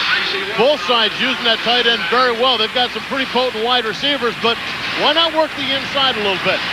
You start working the inside, you start throwing to the tight end like this, they start drawing attention from the safeties. If the safeties have to worry about the tight ends inside, then you can later on start finding wide receivers down the sideline, one-on-one with a quarter without any safety help. Second down, 2. They give to Falk, and he's bottled up. 92, John Copeland shut down the corner on Marshall Falk. Boy, this game has just been going back and forth. One play they're busting it, one play they're coming to life. Copeland, nice job. In fact, Copeland last week had a nice play, tipped the ball. One of the reason that Francis actually made one of the interceptions last week. But this defensive line, as I said before, playing well, and Copeland happens to be lined up against Tony Mandrich. Mandrich starting at right tackle the last few games. They say one of the reasons the run game's gotten better. Third down, 3. Colts haven't been able to run it at all. Harbaugh's pass, batted down by Francis. He was trying to go to Falk. Great defense. Harbaugh had to anticipate that. They've been bringing Francis so many times, you had to figure he's going to be there. There was nobody there to block him. Normally you'd have a back or somebody there to go and block low, force him to keep his hands down. Nobody there. Francis wide open in Harbaugh's face, making a nice play focusing on that ball. 6 feet 5 inches tall, maybe the tallest outside linebacker in the league. What are you going to do, throw around him? Colts are 5 of 11 on 4th down this year. Captain Clutch. Short of the first down. Marvin Harrison makes the catch. Tom Timmelty makes the tackle. Well, they love it in Cincinnati. Marvin Harrison, you had a good year. You had a lot of good receptions, but you didn't go deep enough. 4th down, you need 3-4 yards. You've got to at least go 3 or 4 yards downfield or you're getting nothing. Could that possibly be what Infante is saying to Harrison? Probably nicer. We'll be back. Here's the mistake. Marvin Harrison, Aaron Bailey highlighted there on top. They try and run a pick, run into each other, and Marvin Harrison, as I said, man, I know you're a rook. You got to get the yardage on 4th down, or guess what? Bengal ball. First on 1st down, Elijah Alexander makes the stop. 2 minutes, 37 seconds to go. Here it is again. They try and run it left. They're not allowed to call it a pick because that's illegal. Here, good play by the linebackers. Tumulty basically comes up and destroys what could have been a kind of a brush-off type run, a pick play there. And he just did not get enough yardage for that 1st down. Good job by Tumulty. Colts are in a pretty good position here vis-a-vis timeouts. The earlier timeout in the half, which I originally said would be charged to the Colts, was in fact charged against the Bengals. So the Colts have all 3 remaining as this possession begins for Cincinnati. They've just used the first one. They've got 2 timeouts remaining and still 37 seconds to go before the 2-minute warning. So there's every possibility, if they can stop this Bengal possession, that they'll get the ball back with plenty of time to score again. The problem is they've been having some problems stopping the Bengals' drives down the field. They've not always have scored points, but the Bengals have done a pretty good job of getting that ball and keeping the drive going. Well, an interesting choice for the Colts defensive staff. You gang up and stop the run and take a chance that Blake is going to hurt you with play action? Or do you play your normal set and hope it will be good enough? They're still coming. Pickens. Great tackle by Buchanan. Clutch play. Pickens' 100th catch of the year, but a huge play by Buchanan, and the Colts again stop the clock. You know, I talked about before about McDonald making a nice play in the open field. Ray Buchanan, against a guy like Pickens that's got some quicks, got some moves. Man, did he focus and make a nice tackle. A huge day of football in Cincinnati at the end of the year. We'll be back. 3rd down, 4 for Cincinnati. Need to get the football to the 27-yard line. Dunn in motion. Colts blitzing. The pass is complete to McGee. Big first down for the Bengals out to the 39-yard line. McElroy makes the stop, and Tony McGee has come up huge in the passing game today for the Bengals. 15-yard gain there, and that is the 8th catch of the game for Tony McGee. Look to the left there, counting on 29, Jason Belzer, to be able to come out from a safety position and make the play on McGee. He's got a lot of yardage to cover, just couldn't get there in time. That ball, quick release to McGee. So now time begins to run out on the Colts. They stop the clock again using the last of their 3 timeouts with 2:11 to go. 2-minute warning coming up in 11 seconds. But from that point forward, the Colts will no longer be able to stop the clock. And if Garrison Hurst, who has over 80 yards in the running game, can control the clock and help the Bengals to run it out, he might simultaneously accomplish what had seemed for a long time to be the near impossible and get that 100 yards and become the first Bengal to do so in 65 games. 12 yards and he does it. He's sitting at 88 yards right now.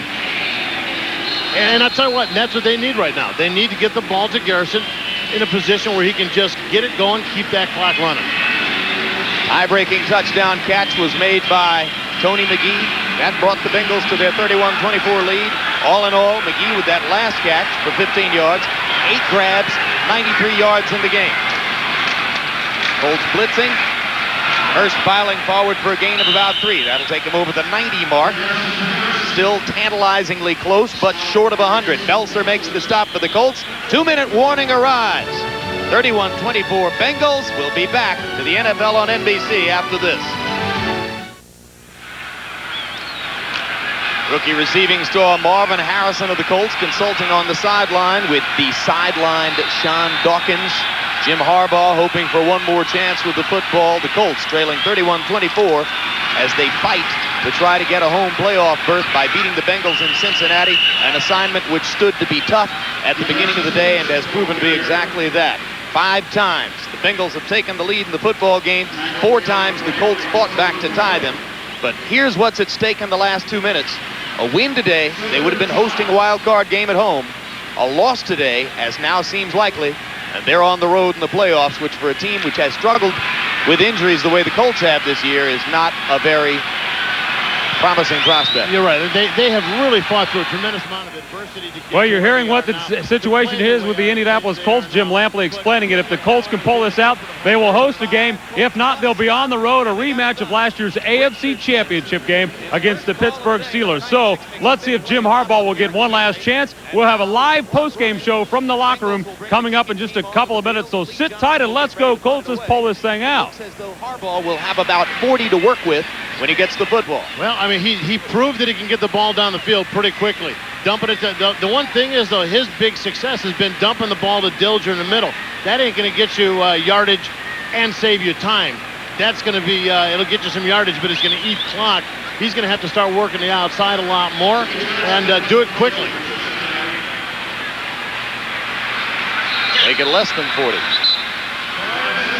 Delay of game, and the clock finally stops at 35 seconds, so there will be around 30 to go. When and if the Colts get a chance to operate from scrimmage. Well, barring a big return, he's going to be way too far just to lay out there and throw up a Hail Mary pass. Hey, wait a minute. What? He could throw a Hail Mary to Aaron Bailey among defenders in the end zone. Let's watch it roll down Bailey's chest and see if he can hold on to it this time. That's been done. Been there, seen that. It's been done. Brian Stabline waits at the 15-yard line for Lee Johnson's kick. And it's a big one. Good coverage downfield. Oh, how perfect is this? Oh, they're going to call it a touchback. It's a touchback. Too bad. I'm sure the Colts would have loved the challenge of going 99 yards in this situation. If their foot touches that line at all, as they're trying to touch it down, if it touches the end line at all, it's a touchback. All right, so if you got a Hail Mary coming up, that's deja vu for Colts fans who will never forget the final play of last year's AFC Championship game against the Pittsburgh Steelers. Harbaugh airing it out. Bailey in a crowd in the end zone. Close. And it just is so close to pulling it in. Right about there, it makes contact with the ground. What a heartbreaker for that team. That's how close the Colts came to going to the Super Bowl a year ago. Now their chances don't look so good. Harbaugh down the middle. Caught! Marvin Harrison. But the Colts can't stop the clock. He's going to have to ground it He'll here. spike one here. And now he looks for Aaron Bailey in the end zone, right? That's it. It's a replay. Unbelievable job of getting open on that one. Of course, the Bengals only rushed 3, which gives Harbaugh plenty of time. Marvin Harrison, nice job of just sailing down. And Harbaugh found him between the underneath coverage and the up top coverage that is there to protect the long play. And they pick up enough to put him in a position to lay it up for the game winner to Bailey. And the Bengals use a timeout with 6 seconds left. That ball was almost picked off by Gerald Dixon and got through his hands into the hands of Marvin Harrison. So the Bengals call a timeout. They'll confer on the defensive alignment for this upcoming play. 6 seconds remaining. Poetic ending to the season for us. On a personal note, Bob, it's been a fabulous season working with you on the Fabulous Bobby G Show. And you know what I'll miss about all this? What's that? You. That's the overall picture. Thank you very much. And to you, man. Thank you very much. God, you make me cry again. Well, you should I haven't cry. done that since I retired. It's the last game of the season. It's the last play of the last game. And yes, you should weep. You know what? I think me and you need to get together in some local establishment, maybe in Utah. In some locale. And call a game. We've called a bunch. And they couldn't have been better by and large. Well, here it is. Talk about a great ending.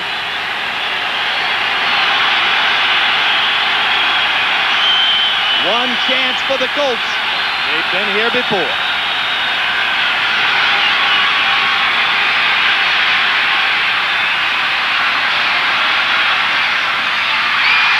That's it. One play later, Gerald Dixon gets his interception. A poetic way to end the season for the Bengals, who led the NFL in that category. And Cincinnati finishes at 8-8 after a 1-6 start. They really got to be excited about what's to come during this offseason and also leading up to next season. So the final score, Cincinnati 31, Indianapolis 24. We'll be back in a moment.